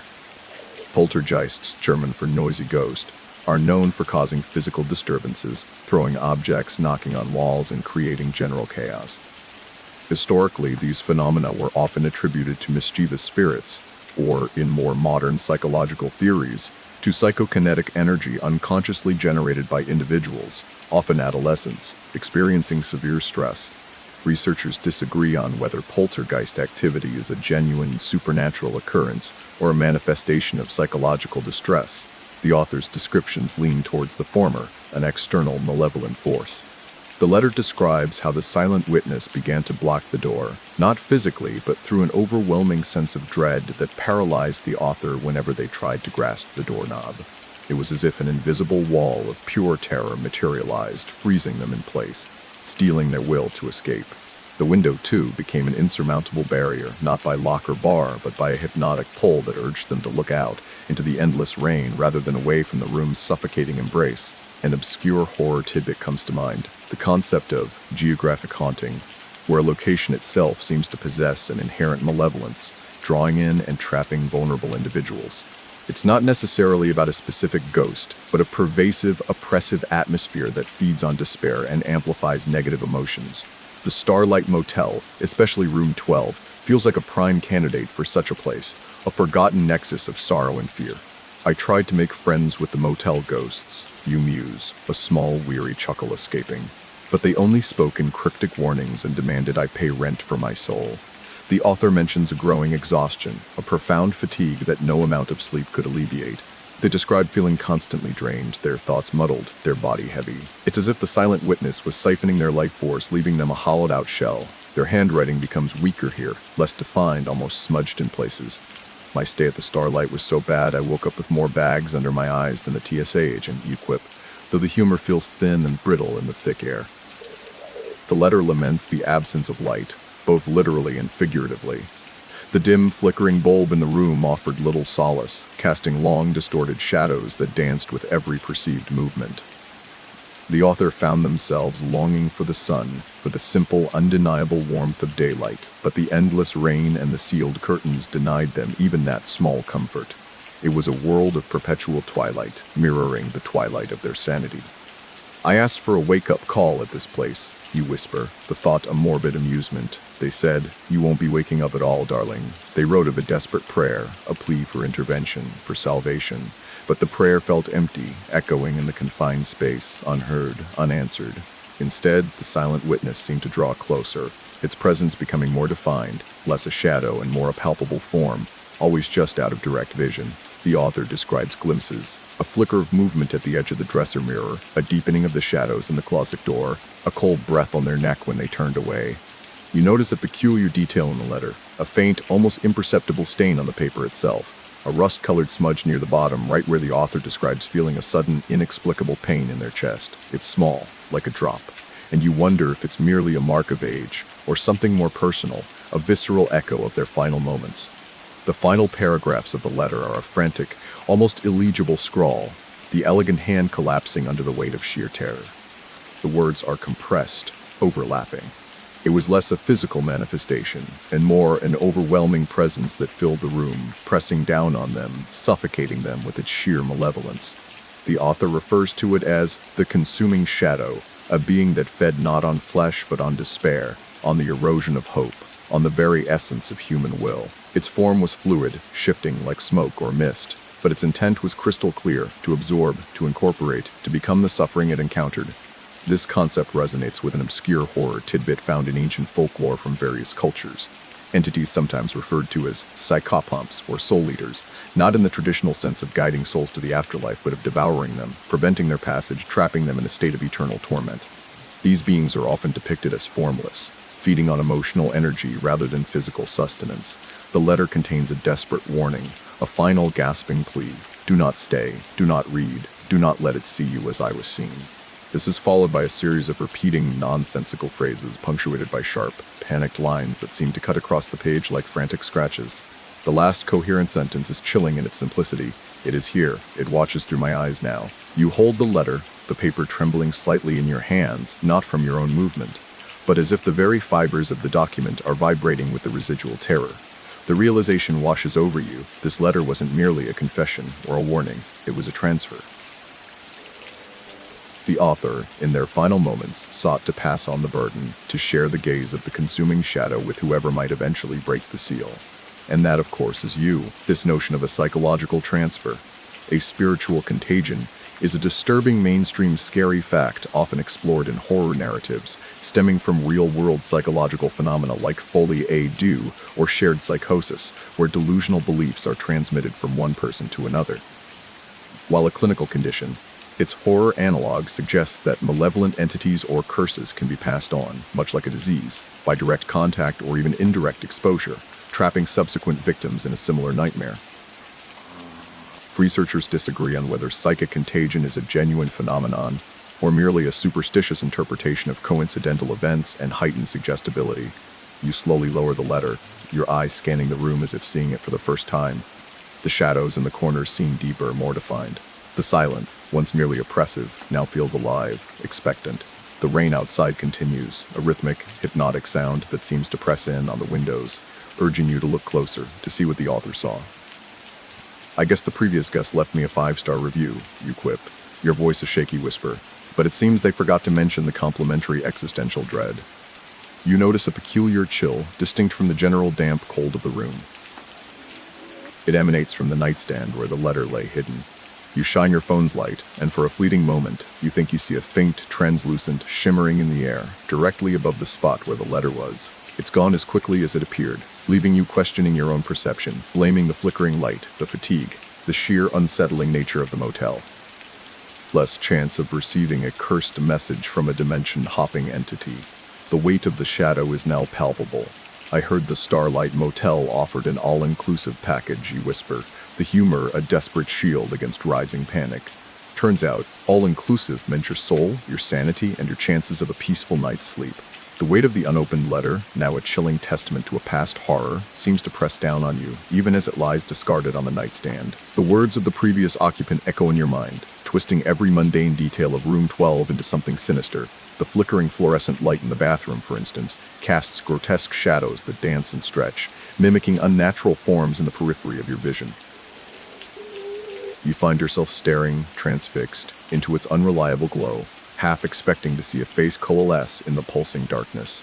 The air grows steadily colder, a localized chill that seems to emanate from the very walls, not just from the dampness of the storm. This localized, inexplicable cold is a classic signifier in mainstream scary facts about hauntings, often reported as a precursor to a spiritual manifestation. Parapsychologists and ghost hunters frequently record temperature drops as evidence of paranormal activity, theorizing that spirits draw energy from their surroundings to manifest, resulting in a sudden, sharp decrease in ambient temperature.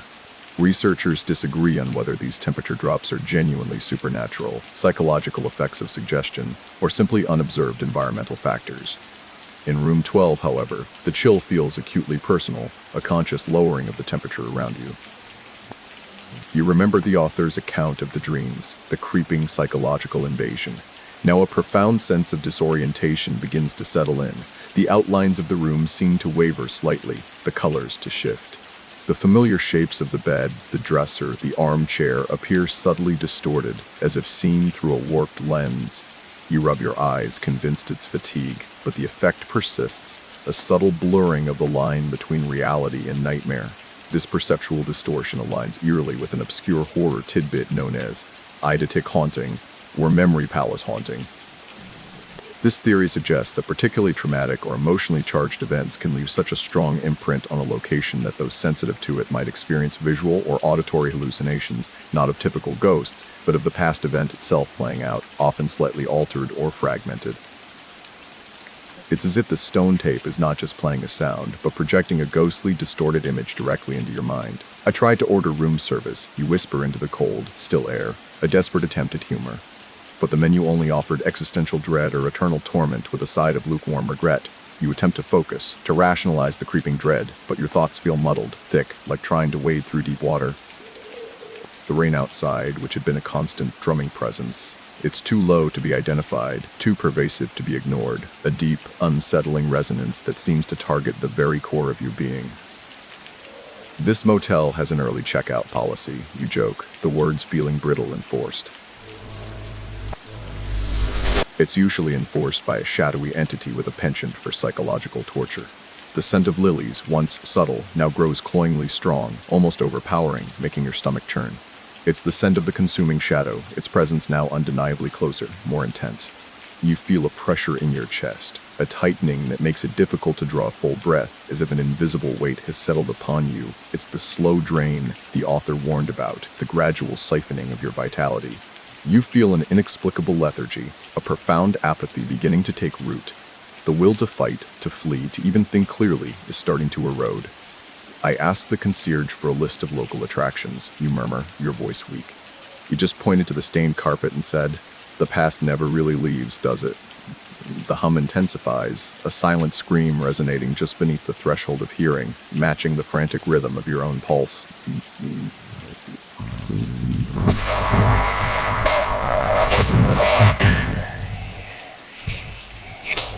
You realize the distortion is worsening, the wallpaper pattern beginning to swim, forming shapes that aren't there, faces perhaps, or skeletal hands reaching out from the decaying plaster.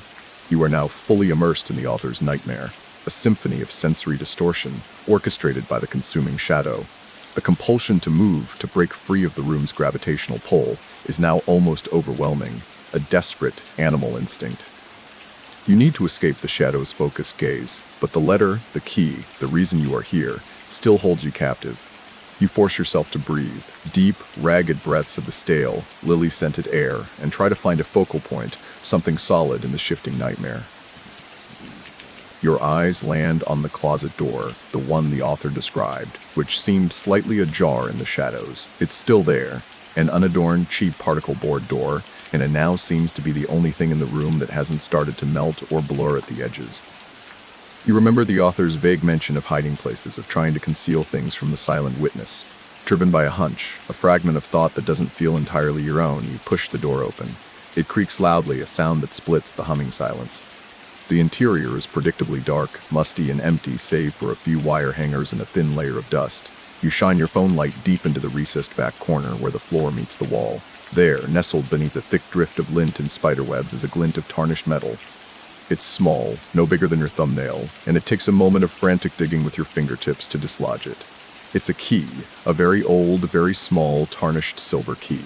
This discovery is a classic element in mainstream scary facts surrounding mysterious disappearances, the discovery of a single, cryptic object left behind, offering a tantalizing but incomplete clue to a person's fate. Think of the keys and personal effects found near the sites of the Dyatlov Pass incident, where every piece of evidence only deepened the mystery and fueled wild speculation, ranging from covert military tests to infrasound-induced panic. Researchers disagree on whether key artifacts found near mysterious death sites are deliberate signposts left by the victims or simply items dropped in a state of confusion or struggle. This key feels deliberate, a quiet invitation from the author. You hold the key in your palm. It's remarkably cold, mirroring the chill of the letter. It's too small for the main door lock and too ornate for the dresser. It feels specific, meant for something small, or perhaps something old and rarely used. You try to remember if the author mentioned a key, but the end of the letter was a blur of terror and nonsense. It feels like a piece of an obscure horror tidbit, reminiscent of the last known clue trope in urban legends like the missing 411 cases, where small, specific objects are often found in impossible locations, defying rational explanation and suggesting an unnerving pattern of disappearance tied to remote wilderness areas. I found a key in a haunted motel closet. You joke to the empty room. But when I tried to use it on the vending machine, it just dispensed tiny antique coffins. The scent of lilies spikes again, a sudden, almost painful sweetness. The consuming shadow is watching your discovery. It seems displeased, or perhaps intrigued. The low hum of the room changes pitch slightly, becoming a buzzing like an enormous trapped insect. You slip the key into your pocket, the cold metal pressing against your thigh. The urge to flee room 12 is intense, but the key feels like the only viable direction, the only chance to break the endless, circular nightmare the letter describes. My biggest fear about this key, you whisper, clutching it through your pocket fabric, is that it only opens up a deeper understanding of my own crippling inadequacy. You glance back at the discarded letter, lying innocent and flat on the nightstand. The vellum, even in the poor light, seems to possess a subtle translucence. You pick it up again, turning it over, searching for any further markings. The script is still elegant, still terrifying, but now that you're looking closer, holding the vellum up to the flickering light, you see it, faint, almost invisible lines imprinted in the paper's texture. They're watermarks, not of a paper mill, but of something else. A pattern pressed into the very fibers. They say every room in this motel comes with an invisible amenity, you conclude with a humorless smile. Tonight, mine is crippling psychological paranoia and a side of spontaneous materialization. The shadow is now almost a visible pressure in the room, and you need to move to understand the map hidden in the author's final testament. The watermarks are barely visible, requiring you to angle the vellum just so beneath the phone's weak beam. But they are undeniably there. They form a crude geometric pattern, a long rectangle with smaller squares branching off, a rough stylized depiction of a single-story structure with numbered units. It's an incomplete schematic, a minimalist rendering, but clear enough to be the floor plan of the Starlight Motel. The author, in their final moments, didn't just write a warning. They created a secret key to escape their fate, embedding a map in the very paper of their torment. You trace the lines with a fingertip. The letter, once a source of paralyzing fear, is now a crucial tool. The vellum map shows room 12 clearly marked with a cross, a final resting place. But the pattern doesn't stop there. A faint line, almost a scratch, travels down the corridor, past several darkened rectangles, and terminates at a single prominent square marked with a heavy, deliberate circle. The number inside the circle is 1, room 1. The key in your pocket, the cold silver anomaly, is almost certainly for that door. This act of creating a hidden map within a document is reminiscent of the mainstream scary fact of cryptic messages left by prisoners or victims, such as the famous Beale ciphers, a series of supposedly encrypted texts that claim to lead to buried treasure, but which many historians suspect were elaborate hoaxes or confessions. The fear here is not the treasure, but the knowledge it unlocks, a trap. Researchers disagree on whether the Beale ciphers represent a genuine, undeciphered historical record or a piece of American folklore born of a desire for hidden truths. In your case, the truth is certainly hidden and deadly. The consuming shadow, aware of your focus on the map, intensifies its pressure. The low hum becomes a grinding sound, and the scent of lilies is now so thick, it almost chokes you. The temperature drops further, hitting you like a physical wave of Arctic air. The shadow doesn't want you to leave. It wants you to stay, to surrender to the apathy and the exhaustion, to become the next stationary sacrifice. You recall an obscure horror tidbit about liminal spaces in folklore, locations that act as thresholds between worlds, often described as possessing disorienting properties, like non-Euclidean geometry, or, in the case of this map, a hidden layout. The Starlight Motel, caught between the highway and the storm, is clearly a liminal space, and the map is the only guide to its interior logic. I tried to use the motel's GPS to find the exit, you mutter, quickly committing the map to memory. But it just kept recalculating the route to eternal torment, estimated time of arrival soon. You fold the letter back up, placing it not on the nightstand but deep in your pocket alongside the silver key. You can feel the letter's coldness radiating through the fabric. It is a part of you now, a physical bond to the author's despair in the shadow's gaze. The door to room 12 feels miles away, a final monumental barrier. This is the worst escape room ever, you think, forcing a dry laugh. The puzzle pieces are cryptic suicide notes, and the time limit is my rapidly diminishing will to live. You take one last hard look at the room, memorizing the cracked mirror, the stained carpet, the dancing shadows. In Cree APA Toldenated C, all Scion Burchast. You are breaking the cycle, or perhaps simply moving to the next stage of the trap. The rain outside seems to pause for a brief, terrifying moment of silence, and in that vacuum, you hear a faint, scraping sound coming from the corridor. The shadow is waiting, but you have your guide. The only amenity this motel lacks, you whisper, turning toward the door, is the fire escape from the nightmare dimension. The door opens with a groan of dry hinges, a sound that seems to peel back the silence of the motel corridor like a sheet of brittle paper. The air outside room 12 is even colder than the room you just left, possessing a stagnant, icy quality that tastes of concrete and rust. The corridor is a long, dimly lit canyon, its walls the same faded green as the carpet in room 12, stretching away into absolute darkness at both ends. The faint, buzzing hum you heard inside now seems to resonate from the entire structure, a low, subsonic moan that vibrates in your teeth. You consult the mental map imprinted from the vellum. Room 1 is at the far end of the hall, the opposite direction from where you entered. You start to walk, your footsteps muted by the damp industrial carpet, but every sound you make feels amplified in the oppressive quiet. It's like walking on velvet in a cathedral of the dead.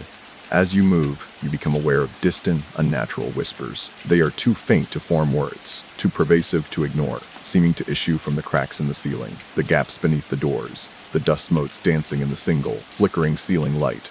This auditory hallucination is a common factor in mainstream scary facts concerning abandoned or cursed locations. Stories of spectral voices, disembodied screams, or unintelligible mutterings plague accounts of places like the Winchester Mystery House or various haunted asylums, preying on the inherent human fear of the unseen speaker. Researchers disagree on whether these auditory experiences are genuine paranormal phenomena or a form of pareidolia, where the brain interprets random noise patterns, like the humming of the building or the rain, as speech in a stressful, isolated environment. For you, they sound like a chorus of despair, the collective suffering of everyone who has ever occupied a room in this terrible place. You notice details you missed when you first arrived. Each door, identical to room 12's, bears a small, tarnished brass number plate. Underneath some of the plates, there are faint scratch marks, almost like desperate attempts to gouge a warning into the wood. The faint, sickly sweet scent of lilies is present here too, but now it's mixed with something sharply acrid, like burnt sugar or sulfur. The shadow is not confined to room 12. It is here in the hallway, a heavy, invisible weight that follows your every step. You feel it shifting behind you, a dense wave of cold air that causes the fine hairs on your arms to stand erect. You think of the author's fear, the way their will was paralyzed by dread. You force yourself to keep moving, focusing on the destination, room 1. The key feels icy in your pocket, an anchor in the storm of terror. An obscure horror tidbit surfaces in your mind, the legend of hollow echoes or non-responsive sounds in certain haunted corridors. This lore suggests that in deeply haunted locations, sound itself is distorted. Footsteps never echo back, or, as you are experiencing, the sounds of the environment, like the humming and whispers, feel manufactured, existing only for the benefit of the observer. Your own voice feels dead when you speak, absorbed instantly by the oppressive air. I tried to ask one of the whispers for directions. You chuckle weakly, passing a darkened door. But it just responded with a low, mournful sigh and a detailed account of its eternal regrets. You realize the whispers are occasionally punctuated by a single, desperate, recognizable sound, the low, desperate sobbing of a woman, which cuts through the static of the hum and the chorus of murmurs. It lasts only a second, then fades, replaced by the persistent, unintelligible static. It sounds close, maybe in the room you just passed or the one you are approaching. I'm starting to think the Starlight Motel's complimentary continental breakfast is just a bowl of dried-up tears you muse, picking up your pace. The hallway seems impossibly long, the darkness ahead receding as you approach, always maintaining a terrifying distance. You focus on the numbers 11, 10, 9. Each door is a brief, cold passage into another cell of despair. You reach the final stretch, the cold intensifying until it feels like tiny needles pricking your exposed skin. What do you call a hallway that never ends? You ask the shadow behind you. A permanent residency in an existential horror movie. The number 1 looms ahead, a stark brass plate at the very end of the light's reach.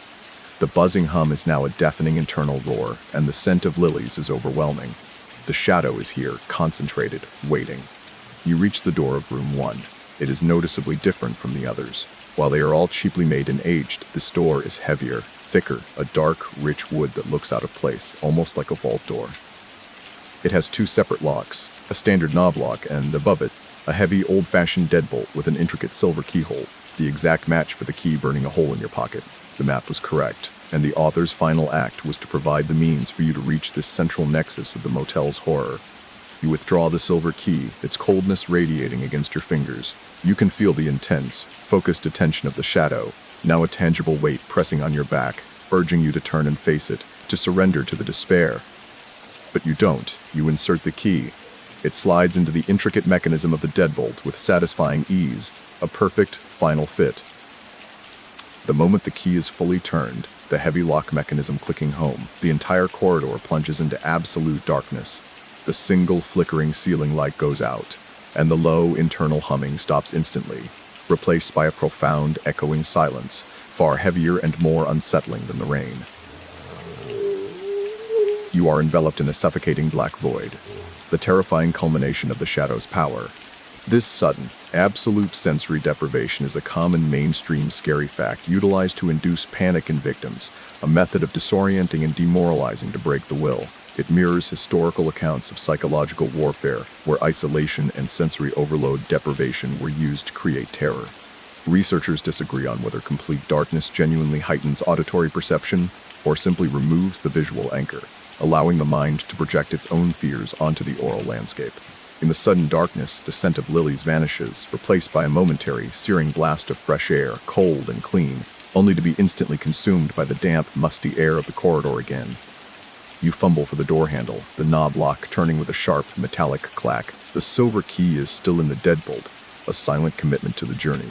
An obscure horror tidbit about apophenia in the dark comes to mind, the psychological phenomenon, exacerbated by intense fear, where patterns are perceived in random, non-existent stimuli.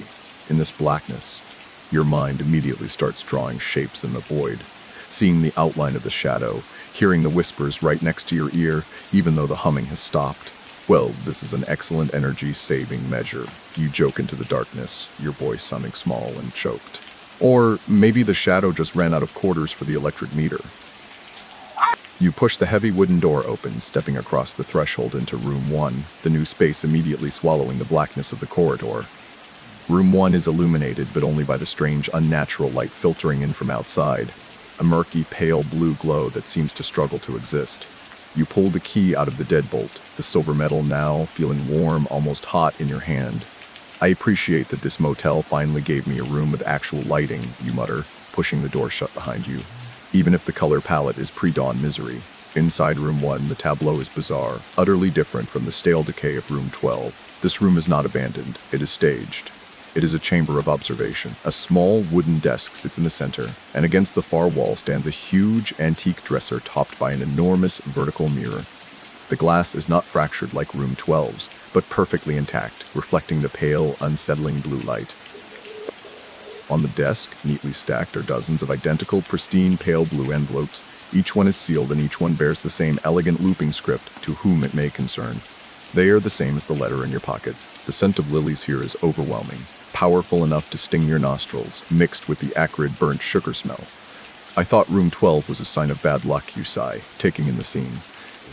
But Room 1 is clearly the office for the entire existential crisis department. The shadow is powerfully present here, a dense, palpable silence that fills the space. You realize this is the source, the core of the geographic haunting. The whispers of the corridor are absent, replaced by a total, chilling stillness. You are alone with the evidence of the trap, surrounded by the letters of the unfortunates who came before you. The sheer quantity is terrifying, suggesting a cycle of despair that has been operating for a very long time. You approach the desk, drawn by the stack of sealed letters. They are pristine, mocking the aged, brittle vellum you carry. Your eyes are then pulled to the mirror. The glass itself is immaculate, but it is covered in writing, not reflection, but dried, faded script written directly on the glass, smeared and cracking, but legible in the pale light. The author of your letter, the elegant hand you recognize, wrote these words, a final, desperate act before they sealed their own testament. The mirror is covered in the chilling, dried writing, but the shadow's presence makes the air around it shimmer, distorting the words as if viewed through heat haze. You move closer, ignoring the overwhelming scent of lilies and burnt sugar, focusing entirely on the text etched into the glass. It's not a single confession. It's a chronology, a record of the cyclical horror. The writing is faint, almost invisible, as if etched with water and then left to dry over decades. The top of the mirror reads, "The Starlight Register, Proof of Eternal Return." Below this header, the chronological entries begin, each one an acknowledgement of a soul that passed through Room 12. She drove the blue sedan, heartbroken, found the key, wrote the vellum, Room 12, The Shadow, 1974. The salesman, lost and weary, left the confession, wrote the vellum, Room 12, The Shadow, 1988. The young rune away, seeking silence, found the letter, wrote the vellum, Room 12, The Shadow, 2001. The author, abandoned and frail, found the key, wrote the vellum, Room 12, The Shadow, 2018. And then a new entry, unfinished, scrawled with a raw, agonizing haste in a different handwriting, a handwriting that is disturbingly familiar, the desperate final script of the letter you hold in your pocket. I am the last to see, the first to know the truth. The letter is the transfer. The shadow consumes the hope, then forces the soul to write its own epitaph, a warning that will trap the next. The cycle is sealed by despair. It chose me, now it sees through my eyes. I sealed my fate in my letter. The next to read is, the writing breaks off there, dissolving into frantic, dried-up lines of panic, ending just inches before the mirror's lower edge. The gap is small, terrifyingly specific. It is here, staring at the shadow's chilling register, that the true nature of the Starlight Motel's horror is revealed. This isn't just a haunting, it's a factory of despair, a continuous loop. The consuming shadow feeds on the essence of its victims, and then compels them to write the very artifact, the sealed letter that will lure and trap the next victim. The letters stacked on the desk are the epitaphs of the shadow's previous meals, and the space at the bottom of the mirror is waiting for your name. This chilling mechanism is a terrifying, mainstream, scary fact, echoing the fear of the cursed object or the chain letter, item, or message that transfers misfortune or death to the next recipient. This concept often centers on a specific, non-supernatural object, like a ring, a tape, or a letter, that operates via an inescapable logic, ensuring the cycle continues until the final predetermined condition is met. Researchers disagree on whether the enduring popularity of cursed object narratives stems from a need to externalize personal misfortune or a psychological comfort derived from a fixed, knowable cause of death. Here, the cause is very knowable, and it's looking at you. An obscure horror tidbit comes to mind, the concept of eternal recurrence in certain occult texts, where the universe is destined to repeat a specific, terrible sequence of events endlessly without deviation.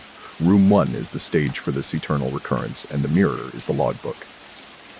The low hum starts again, rising from the floor of room 1, but this time it is not random static. It's pitched, almost a low, resonant note, the sound of the consuming shadow preparing to engage. The scent of lilies is now so intense it's almost hallucinatory, filling your vision with a pale white haze. I should have known this motel had a loyalty program. You cough, trying to keep the terror at bay with dark wit. Stay long enough, and you get to join the ranks of the eternally tormented. You look at the neat stack of sealed letters, each one a compressed tombstone, a silent promise of the despair that birthed it. You realize the previous author tried to warn you in their final moments. The scrawled message on the mirror, the true unsealed warning, hidden by the very entity that drove them to write the fake one. This must be what they mean by leaving a paper trail, you observe, a trembling finger pointing at the mirror. Except this trail leads directly to the permanent cessation of my existential freedom. The shadow is now fully manifested, a growing, undulating darkness in the corner of the room. It's not a shadow in the absence of light, but a presence of darkness, absorbing the feeble blue glow. It is fluid, shifting, conforming to the shape of the room, yet remaining utterly alien. It is the consuming shadow, and it has waited patiently for you to finish reading its register. The shadow moves, its form shifting from a pooling darkness to something tall, vaguely humanoid, but only in outline. It has no discernible features, just an absence of light that seems to pull the air towards it. The hum is now deafening, vibrating deep within your bone marrow. It is a presence of absolute cold despair, the very entity that fed on the previous author. It is here to claim you. This is the manifestation moment, a key component in mainstream scary facts involving powerful demonic or elemental forces. The moment the non-physical entity assumes a recognizable, terrifying form to assert its dominance. Historical accounts of spectral appearances often describe this lack of clear features, a shimmering or darkening of the air, which makes the entity psychologically harder to fight, as there is no fixed enemy to confront.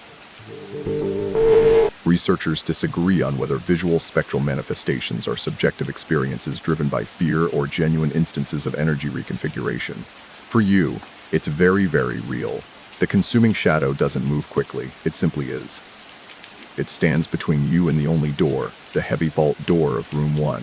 It doesn't roar or snarl.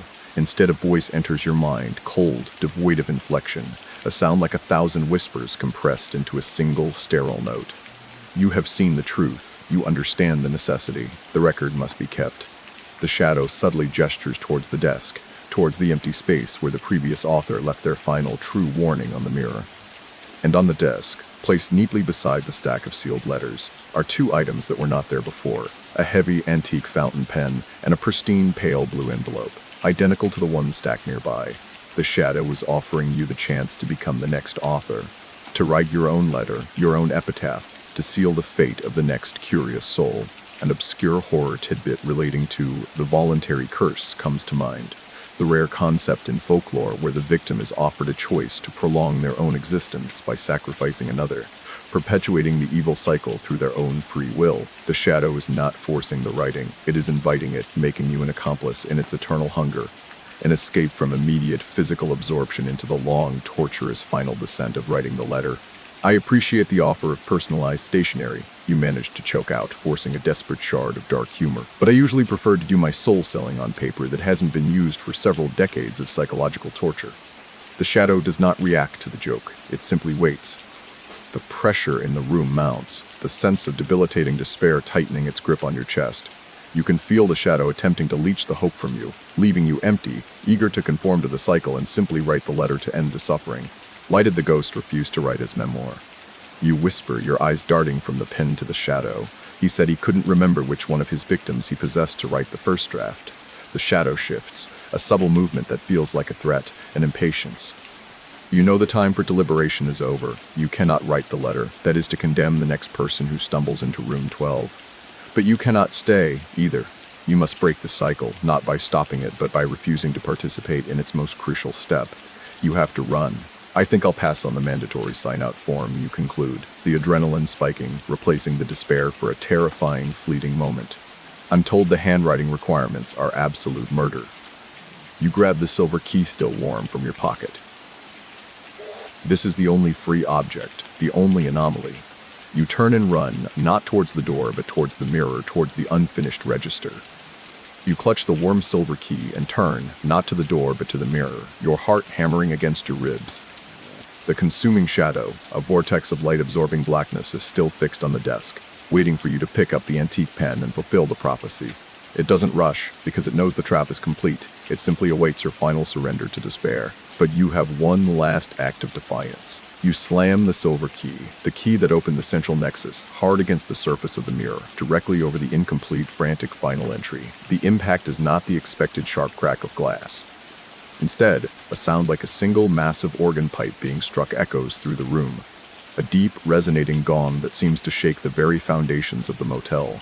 The dried writing on the mirror, the chronological register, instantly dissolves into a fine white powder that drifts to the floor. The shadow shudders, a flicker of something almost like surprise radiating from its core. The register, its record, is erased. This moment of defying the entity's established logic is a key tenet of many mainstream scary facts and exorcism narratives, an unexpected action or artifact that momentarily disrupts the spiritual equilibrium. The key, an object of access, acts as an antithesis to the letter, an object of containment. Researchers disagree on whether supernatural forces are bound by their own rules of operation, suggesting whether defiance is possible due to loopholes or simply an unexpected energy source being introduced. The shadow turns its attention fully to you, the sheer malevolence of its gaze physically crushing, stealing the air from your lungs. Its form shifts rapidly, growing larger, more amorphous, filling the space with an overwhelming, oppressive darkness. The hum returns, amplified, now a sustained, high-pitched scream that exists only in your inner ear. The scent of lilies explodes into a sickening, overwhelming cloud. You are trapped, but the door is no longer blocked. The second the register was erased, the power dynamic shifted, if only for a second. You turn and sprint, shoving the heavy, thick wooden door open.